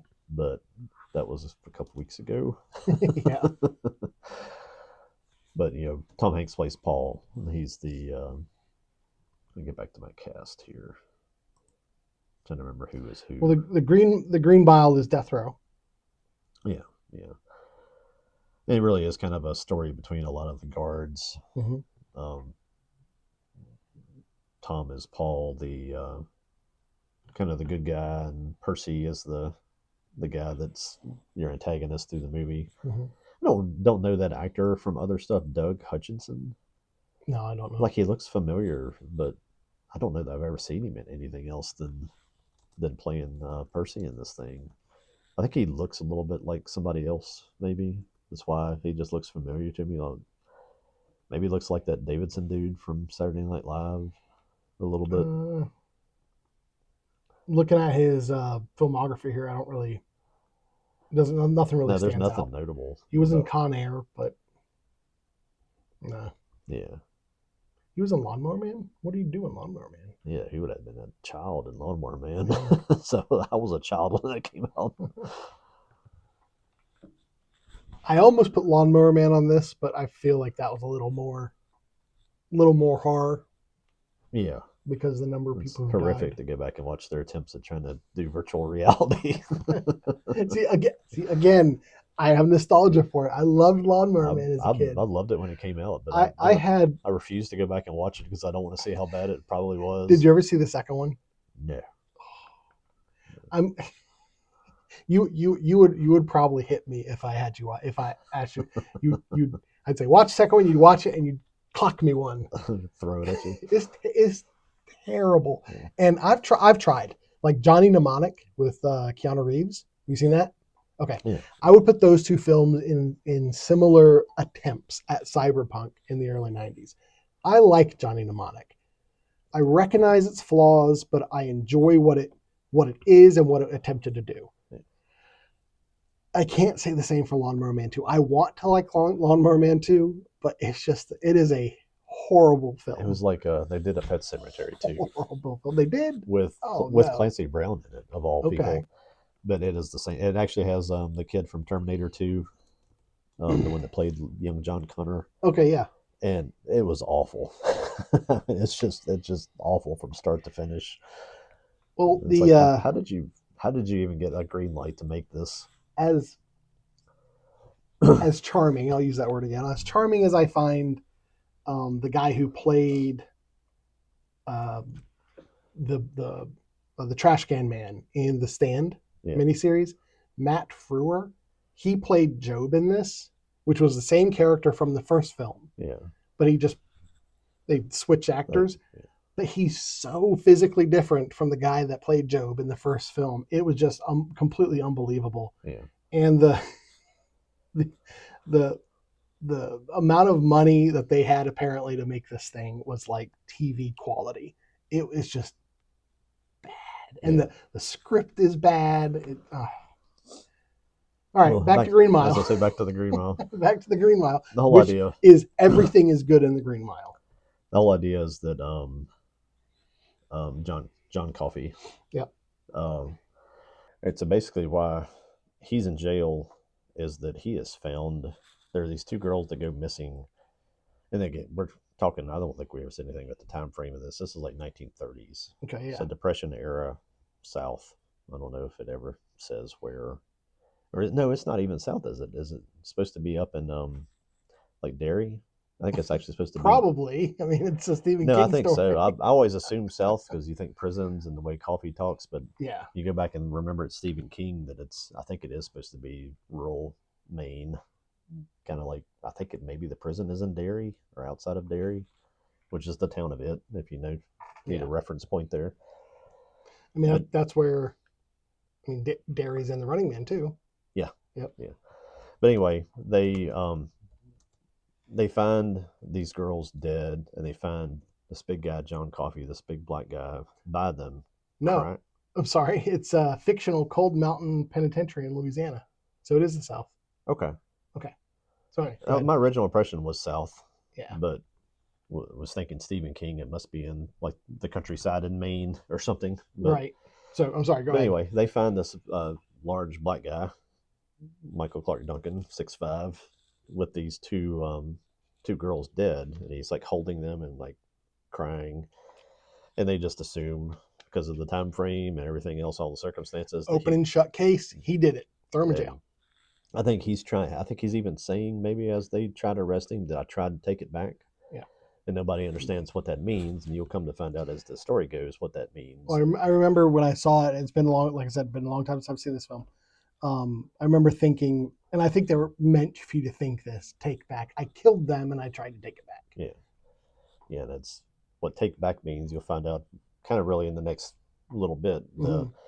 You find out you get into where he's in prison. You have Paul, it's Tom Hanks, and three other guards that are two guys that are pretty good guys, and then Percy the jerk. That Percy is just like this. He's like the son of some kind of politician or something, or maybe somebody higher up. There's nepotism there.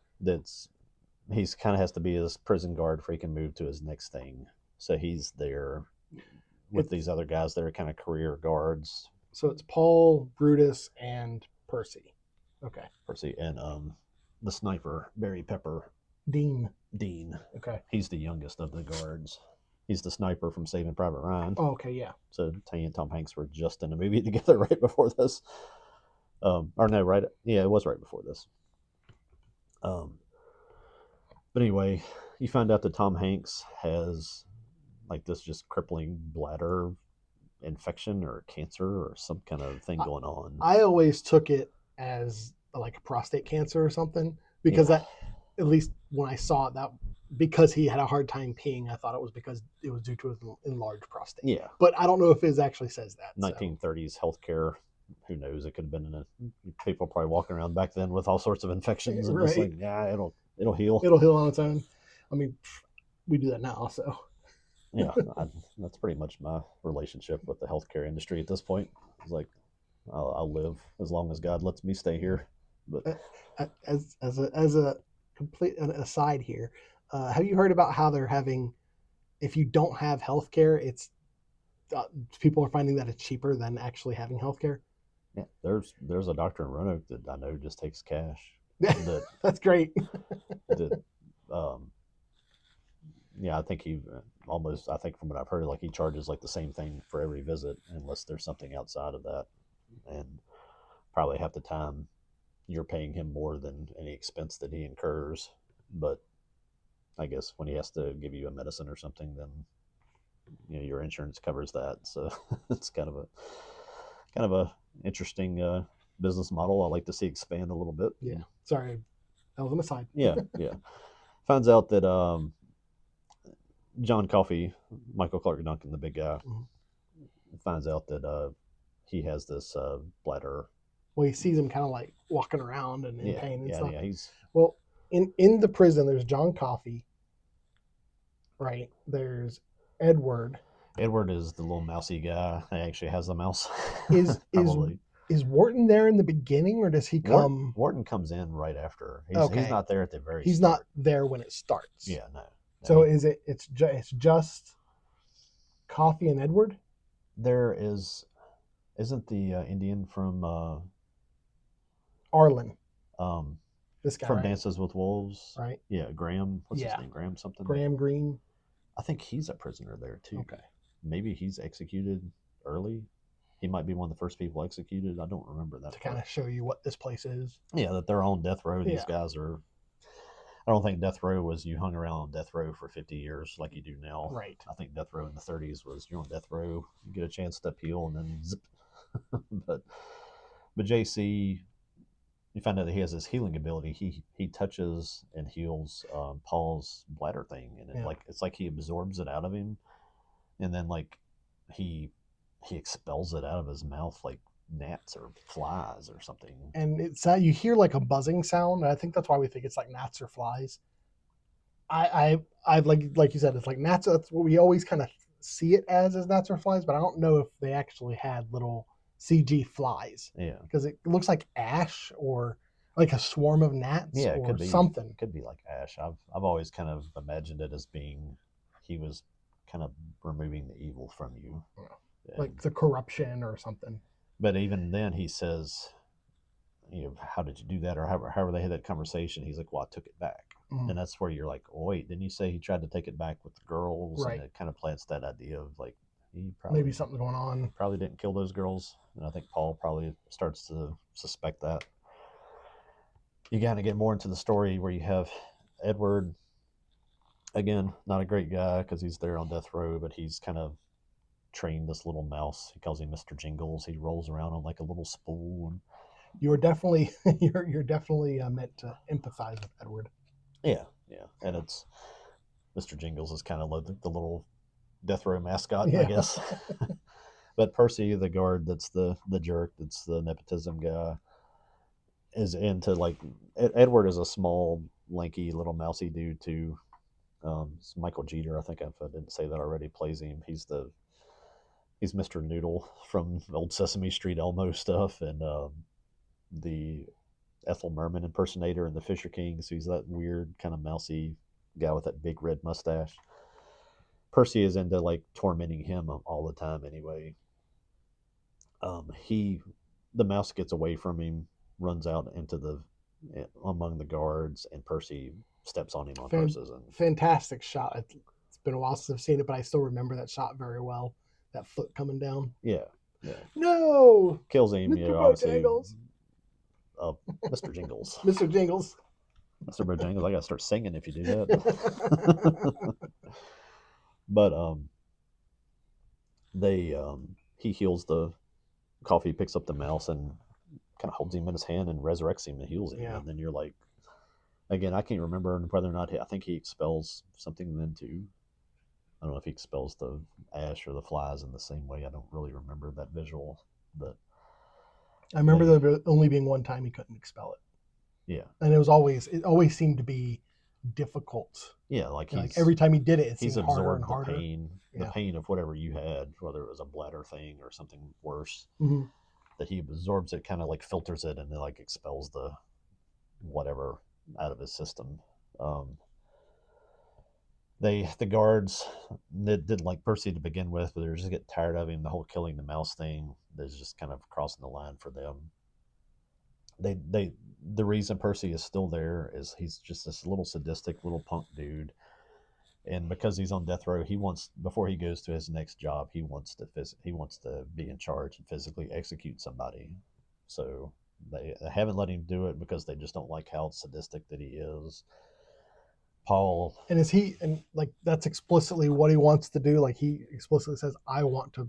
Yeah. Okay. Yeah, it's like he wants to get off on being the one that ends somebody's life. Okay. And I've always kind of wondered that, being in police work, whether or not I could ever be one of those guys who is an executioner. I was like, I just don't think I could. It's as bad as some people are. I don't know. I don't know if you get to understand the circumstances of the people. There'd probably be some that'd be like, yeah, give me the button, let me do it. But thankfully, I've never had to be confronted with that. Now, when Coffee resurrects Mr. Jingles, that's when like everybody sees his power, right? Yeah. Okay. Yeah, it's kind of before everybody, and before it was just Paul. Yeah. That knew about it. I'm sure Paul didn't really want to tell everybody about the first thing, and this is kind of like hard to not see this. They all saw it happen, right? But because Percy has just gotten on their last nerve, they're like, just let him. The next execution is supposed to be Edward. Like, just let him do that. It'll satisfy him. He hates Edward. Just let him do that. Get it out of his system, then we can be done with him. So they decide to let him do that. They go to execute Edward, and this little jerk Percy he can't even do that. He decides his job is, before they put the electrocution helmet on Edward, is to wet the sponge so that you make the circuit contact. You transfer the electricity straight into them, and you also don't burn the person up. He intentionally does not wet the sponge. He like pantomimes. Yeah, he acts like he did. Yeah. They put it on him, and then they execute him, and it just burns Edward up. Edward just goes up in flames, man. Yeah, and it's kind of one of those things, like they can't really, as executioners, they can't stop it. There's really nothing to do to kind of let it run its course, so they have to sit there and just watch him. They actually say that at one point, right? Yeah. It's what you started. I think they're like legally bound. It's worse to stop it. Yeah. And at this point, and while this is happening, Coffee's holding on to Mr. Jingles, right? Yes. Yeah. Yeah. It's not just that John Mr. Coffee Jingles. can can heal people, but like he feels anger and pain and hatred and all this stuff from people. He just can sense it all and like almost kind of absorbs it. And when he's punishing, just torturing Edward there in the chair, um, J, I always say JC, John Coffey, he can sense it and he's just overwhelmed by it.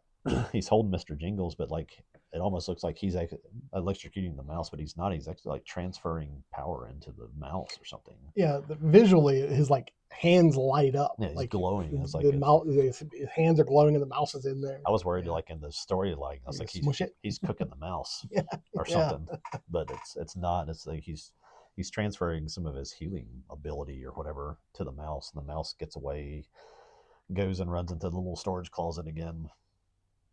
And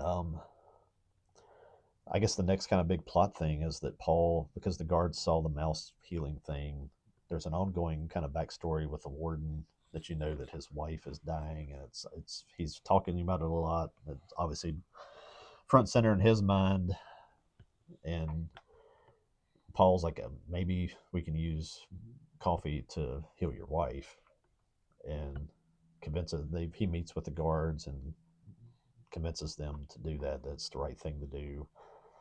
Then they have to kind of come up with how they're going to do it. And they have to deal with Percy because Percy is a little snitch. Yeah. I was thinking a different word that rhymes with that, but we'll use snitch. Yeah. He would like tell whoever his dad is. He would tell on them, get them in trouble. Yeah. Percy's one of the people that would probably push me over the line and to being able to be an executioner. So they act sort of like they're punishing Percy for the whole mouse thing and the torturing of Edward, and put him into a padded cell. And while they have him there, sort of as punishment, or it's almost sort of like a fraternity thing, like it seemed like it. This is our personal justice. Put him in the padded cell. Then they sneak Coffee out to go to the warden's house. She's got like something terminal. I don't know if it's a cancer or something else. She's bedridden, but also the way she was acting, it seemed to be working her mentally as well. Yeah, and that could just be exhaustion. Yeah, But yeah, she was like near death, out of it. Yeah, frail. Yeah, but he heals her, and like she's lucid and then she's back to normal. Yeah, he took it all. He's like in pain and he can't expel. That's the one time he couldn't do he was coughing and maybe like there's like one or two like little things come out of his mouth. Yeah, but it's almost like it's like a log jam and he can't get it out or something. But anyway, they heals the wife. They take him back to the prison. They let Percy out, and there's kind of melee with him, I guess, because he was mad at him for putting him in there. Yeah. And while this is all happening, this little like kind of mini melee, John Coffey grabs Percy and he transfers like all that illness that he took out of the warden's wife into Percy, and it just like debilitates him. He's like deranged and he's like looks like he's got the plague. He's like sick, and while he's sort of staggering around deranged, he shoots Wharton. And I don't know if we mentioned Wharton enough in there. Wharton is Sam Rockwell, right? Wild Bill. He's the guy that kind of comes in to the prison shortly after the stuff gets started, and he's just like crazy, yelling at the bars, kind of sketchy dude. He was like a rabble rouser. He would rile things up. Yeah. But Percy shoots Wharton. I don't know if he was trying to shoot somebody else or he tried just. I think he was just trying to shoot. He was just shooting at stuff. Shooting. And it kills Wharton. Yeah. And in that, Coffey transfers the memory of Wharton into Paul. I guess maybe he touched Wharton at some point, and saw what Wharton's memories of being the one that actually had seen these girls playing, killed them, and threw them, took them down and tried to dump them in the river. So you find out at that point, Paul sees all those memories from JC, and you find out that JC is truly innocent. He hasn't killed anybody, and that Wharton was the one that did it, and now Wharton's dead, so you can't pursue that anymore, which is kind of like the... and no one's going to believe Paul. Very similar. Very similar to Shawshank Redemption there with, you find out that, what's the young guy that comes in? that he teaches to read, gets the high school diploma. Was that William or something? Yeah, I know you're talking about that you find out that he could get Andy Dufresne out. Yeah, Tommy. Mm-hmm. You find out that he's the ticket to get Tommy Dufresne out, and then they kill him. Yeah. So it's almost there's a good parallel there between those two movies. And hey, then go with what works. Yeah, yeah. And like I said, he transfers that memory into Paul. Paul sees all that, and basically Percy is just wrecked. They transfer him into like a mental facility after that. Yeah. So he kind of gets the same treatment as Boggs in the in Shawshank Redemption, where you don't kill him off. It's so maybe more satisfying to leave somebody like that alive and debilitated, which is kind of sadistic too. But it's the temptation of being on this planet to take satisfaction in things like that. But after seeing all this, Paul knows that there's no way they could sell this to anybody, so he basically offers the coffee to help him escape. Which I'm surprised they didn't broach when they took him out to help the warden's wife. Yeah. All right, help the wife. You can go. Well, he didn't know at that point that he was innocent.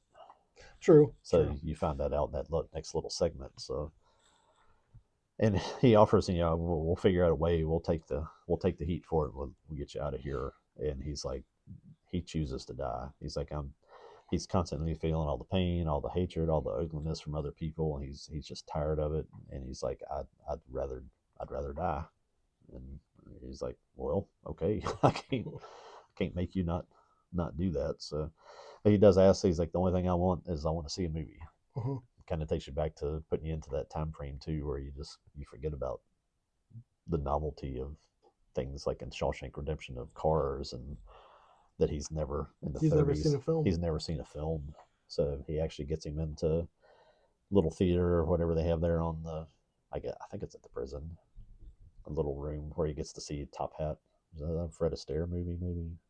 Maybe. I think it is. So he gets to see his. Fred Astaire and Ginger Rogers. Yeah. So he gets his dying wish, gets to see a movie, and then they take him to go execute him.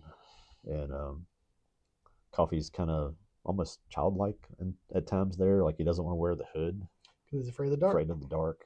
Yeah, innocent. I would say Coffee's demeanor is very innocent.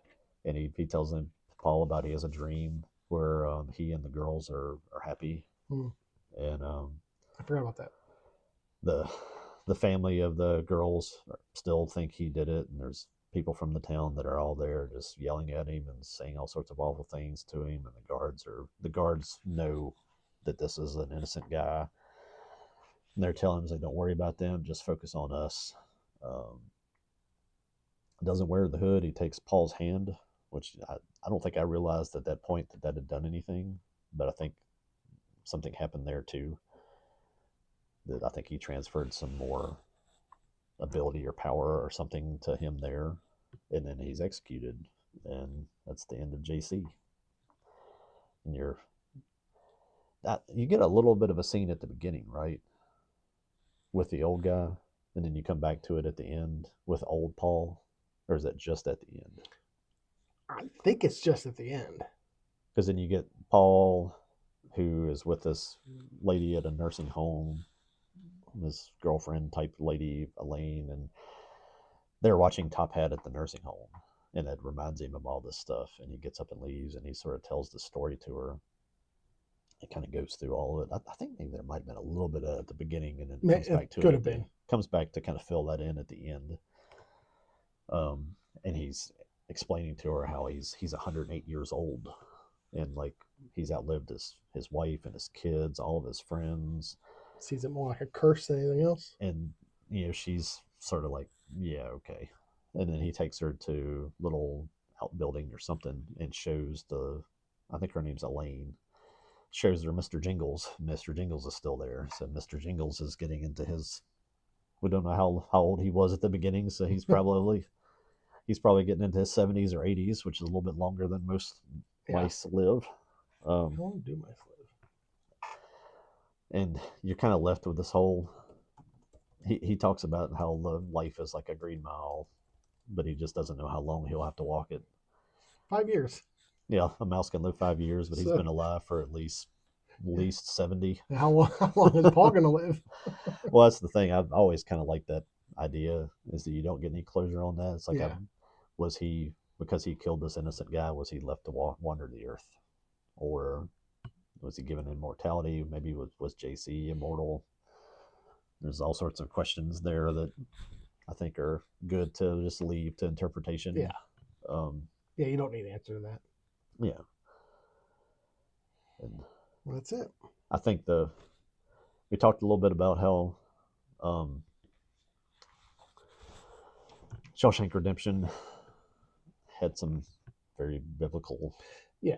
storylines there. Yeah, when you said JC, I was like, oh, okay, JC, Jesus Christ. I can see the allegory in this a lot more than I can. If it was hinted at in the this, Shawshank Redemption. I think this was probably Frank Darabont being like, yeah, beating you over the head with it. You guys didn't get my hint in the last one, so I'm going to make sure Yeah. you get it in this one. The whole thing of I mean, Paul's story is a journey into faith. Yeah, I mean, John Coffey takes the sins of the world. I mean, yeah, it's pretty. And even he, I think, he seems pretty okay with the fact he's kind of more just sort of asking how long am I going to still wonder. That he accepts that this long life of his is a punishment for destroying the miracle. And that to me is very much like the Roman guards that were there at the crucifixion. That I know there's some stories about the one that kind of, there's even a movie they did about one of those guards who goes out and tries to find Jesus again after the resurrection and kind of turns to a life of faith after all of that. And you ever see Dracula 2000? This is out of left field. No, okay.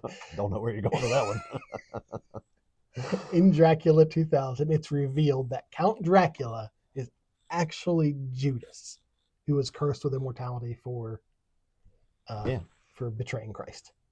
That's not a that's an out of the left field. That's why he hates crosses, because it reminds him of his sin. Well, there's a lot of stuff in this. Like there were two executed before him. Edward and the Graham guy from Dances with Wolves. I can't remember that character's name.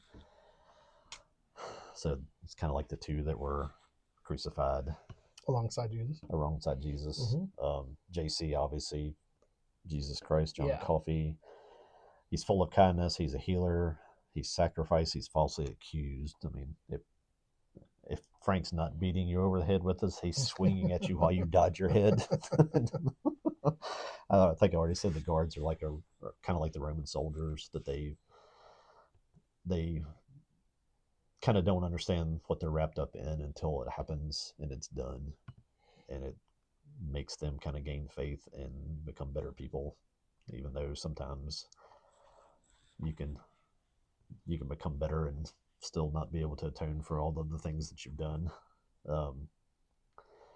The crowd at the execution is just very much like Jesus when he's carrying his crossbar to the cross to go, where they're all berating him and throwing things at him and saying awful things to him, and they're angry because they're non-believers, and they just don't. I think sometimes so many people like that just don't know why they're angry, and they just can't ever deal with the fact that if they would just focus on what's right there in front of you, that maybe you would not be. But I think if because I still say I think it might be. I see the allegory. I do see it, but I think it also might be just the fact that the Christ story is really ingrained in our culture. Yeah. And so I mean the allegory will at times just happen. This does seem deliberate. I mean, there's a lot of things JC, here that are come pretty. On. I think if you really wanted to drive it home, they could have had a scene at some point where they went to go get John Coffey's body or something, and it was just the shroud that they had covered him with, and they could pull it up and like you see like the ash stuff or whatever. Yeah. Because you have the death, but to finish the allegory, you need the resurrection. Yeah. And I don't really see anything unless you think maybe Paul is that. I don't know. Because like in the Shawshank Redemption, you could definitely, the redemption is that after he gets out of the sewer tunnel, that's the resurrection. Yeah. So I can fit an allegory in there. I'm not really seeing that on this one. Well, I guess, maybe grabbing his hand there at the end as he transfers whatever he has to Paul. That's what I'm saying. I could And maybe Paul. you could think Paul and also Mr. Jingles. How about a follow-up movie to this, where you follow Paul's life from that point on, where he. Yeah, it'd be good. Be good to know if he inherited any of the powers, or is it just longevity. Abraham that starts having kids at a super old age because he's told to, like 98 or something. Yeah. So Paul could carry on that story to another one, but yeah, I see these things in movies all the time because I guess I do look for them, but when I see them in movies, I guess my reaction is it makes me smile. It makes me enjoy the film more because you're not trying to convince me at this point. I'm there. I'm 100% committed to the. I become amused when the filmmakers and the writers are like, are we being deliberate enough? Now make them put their arms out like a cross. Yeah. It's like, okay, we get it. We know what you're going for. Like in the Matrix, when the machines take him, he's in the cross form. We're like, we understand what you're doing. Yeah. You don't need to tell us that deliberately. We get it. Sometimes you do. There are enough people that would come back. It's like, oh no, none of this is what that movie is about. And those are the same people that are sitting there in the crowd yelling at him right before they execute him. They just will choose to yell at somebody else. I think this is in the not including Shawshank Redemption. Out of the group that we have, out of the ones I've seen, this is, I think it's as good as it gets. Yeah. When it's. Oh yeah. Yeah. When it comes to. It feels like non-horror films based on Stephen King properties. It feels like there should have been like another movie in this world, and they release it as a trilogy with Shawshank and this and something else. I wonder if Stephen King has any other novels that kind of fit these themes. Because so takes place in prison around the 1930s. Have you talked about westerns? Did you go back and you watched all of the? Oh my lord, is it Sergio Leone that did The Good, the Bad, the Ugly?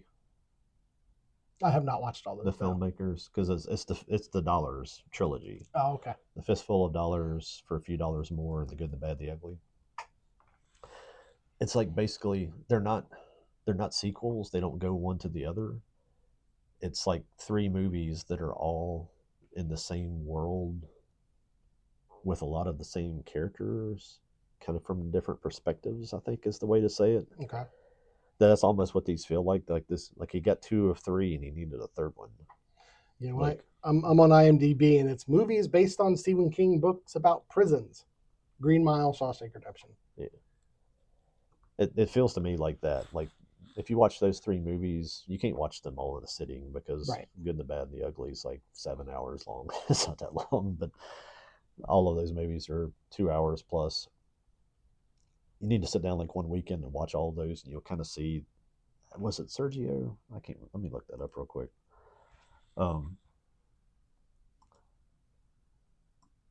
He had an overarching vision for making those things.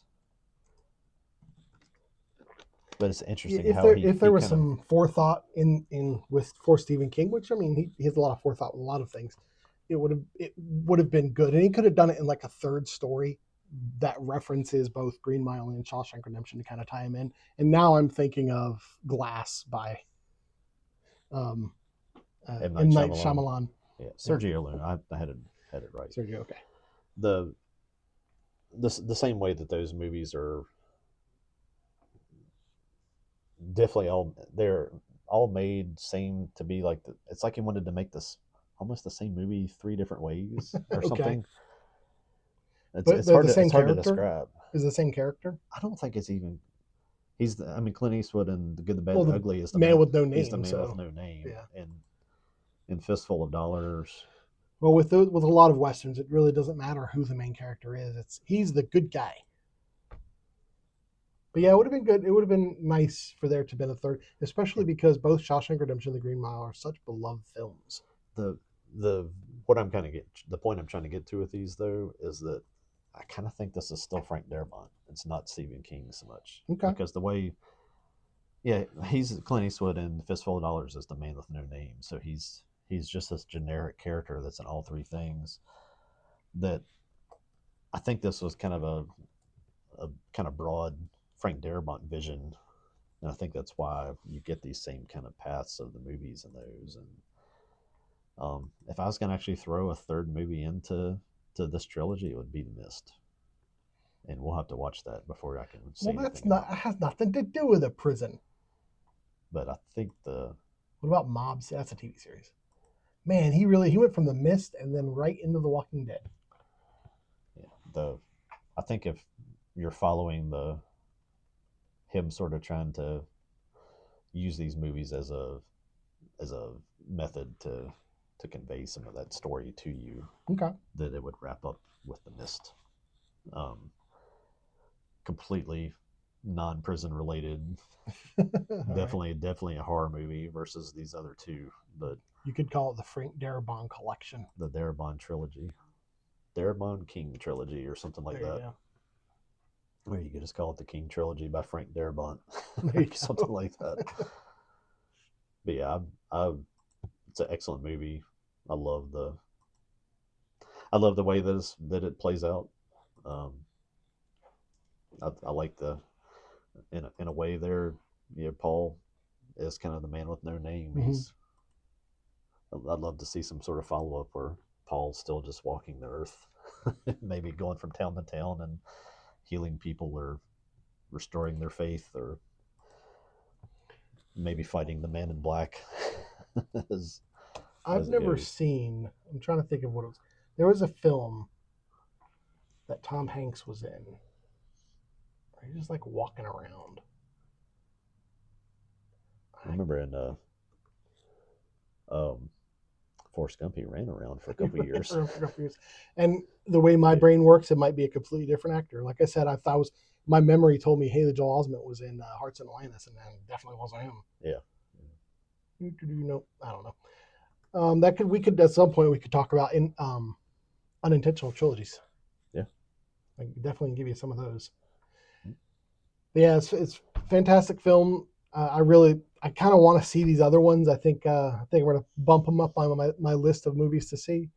And I don't know how your feeling is, but like I like The Shining. I like Stephen King's horror stuff, but for me, a horror film is stuff like Smile.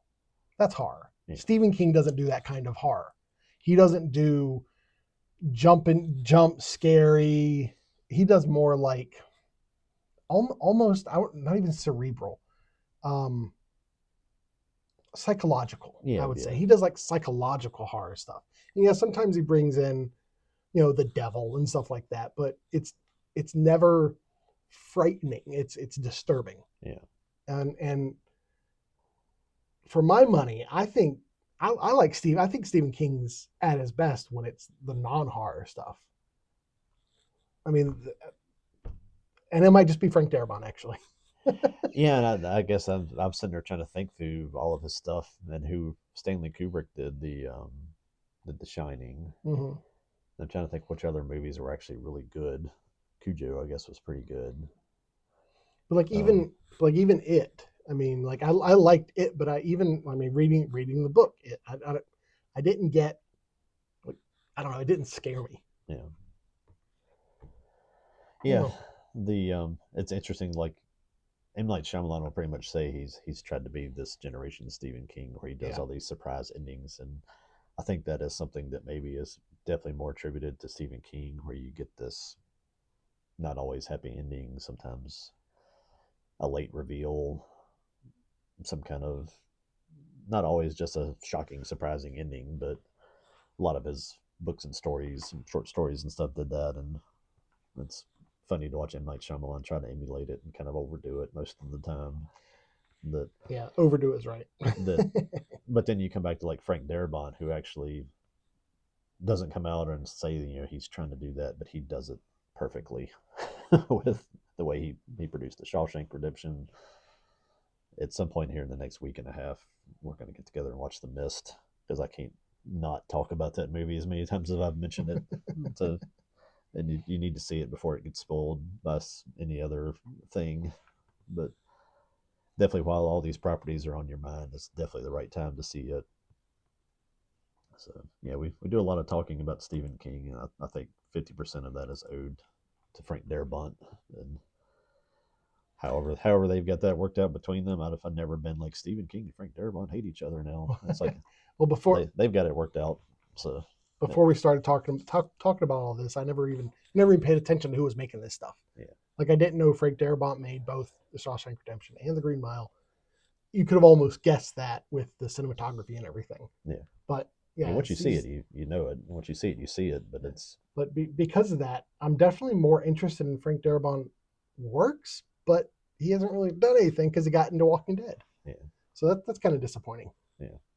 The Fly 2, I definitely. Yeah, I found out he did that. So yeah, that's one of my favorite films. So I would love to see what he would have done with The Walking Dead if he just held on to it. If it would have ran as long, if it would have maybe been more concise, I think it would have been better. The problem with The Walking Dead is it outlasted its actors, and you had to try to go on to places after half of the cast left, and I don't think he would have let that happen. I still think Dune would have made a better series than a film. Yeah. I think maybe Walking Dead should have been a film series. Yeah. Oh, you definitely could have. Because there's the issue with The Walking Dead, especially watching it at this point, if you've never seen it, like you just got to get through these seasons to get to the good stuff. Because there's a lot of filler. Yeah. It feels like it. Yeah, especially it's a filler rewatching. Because it basically just keeps climaxing with, here's a bad guy. Let's fight the bad guy. This is how we defeat the bad guy. Yep. Here's a new bad guy. Here's a new bad guy. Yeah. It's different than the last bad guy. It's like, is it? And I think that would be better in a film format. Here's the bad guy for this movie. Yeah. Not here's the bad guy for these 12 episodes. Yeah. Or 24 episodes. Yeah, I'll say 20 plus episodes probably. Yeah. With lots of little side missions. All right. Are we getting into cookies yet? That's it. This is it. This is it for this episode for the coffee service. That was good. We got to get a couple of housekeeping things out of the way. We're going to do the fortune cookies. While you look for a fortune cookie, you want to pop the Dan pack and see if we hit like the big card? Yeah, we'll do that first. Oh, we both got one. We both have a Dan pack. I bought two. This is where you're going to see that Japanese booster packs are really hard to open. There was a little notch at the top. Yeah. I think when you get into White Schwartz, what you're looking for that big money card is one that is signed. One that is signed, huh? Where they have it it's like a voice actor signature on the card. Hey, these are Japanese ones. Oh, the cards are in Japanese? Yeah. So we have no idea. No idea. Does that mean that there's probably not even an English release of this yet then? I have no idea. Probably so. So you got the silky. I got the silky. Grandma. The cat. The cat. That's really cool. Show that to the camera. Show it to the camera. It's some kind of like hollow foil of the granny. Momo, to remember the names, and the pretty girl. The pretty girl. Issa something. That's a cool one. Foil of Momo Okaroon. And Okaroon. Yeah. I don't know if you can see the foil. There's the crab dude. There you go. I don't know if we ever got those before. That's the little boxing shrimp crab alien. Hey, you got Okaroon. You got multiple Okaroons. Okaroons. Got the little cat. Cat with the ball. With his whole Okaroon ball. Momo. Hey, you got a Momo foil. You got Momo and Okaroon. Yeah. And the what are these called? Are they climax cards? I think so. That sounds right. The event ones that when you flip them over, it basically stops the attack of the purple faced Okaroon. We need to play it again. Have to get some memory free on a camera and then record us playing it for 2 hours. Yeah. All right. So we have our fortune cookie. This one. This is what we're going to talk about next time, which for you guys, it'll be in a week. For us, it'll be in 2. Yes. Oh, these are getting stale. Yeah, I think these would be on eating. Event Horizon. Okay. That's okay. That's a change of gears for sure. Yeah, definitely change of gears. Talk about Event Horizon. Probably talk about a little bit more Lovecraftian kind of stuff. Yeah, it might be a good time to maybe venture into some Lovecraft stuff on the side. This is our fortune is you are the master of everything situation. You're the master of everything situation. Wow. That's what it says. Alrighty. That translated well. It certainly did. All right. Well, this is a good 2-hour episode. Yeah. All right. Well, lots of Stephen King stuff out there. Yeah. I definitely, like I said, I'm gonna see where I can watch some of these. See if they're on any streaming services or anything like that, because I definitely want to see some of them. Under the Dome, I think I might give it another go. Like I said, I watched like 1 episode, but I think the presence of him on social media is probably why I hadn't always sought out his stuff so much. And again, that's probably not even him. It's probably some 20-year-old that manages his account that he probably said just go out there and make conservatives mad, so just post stuff. I don't mind.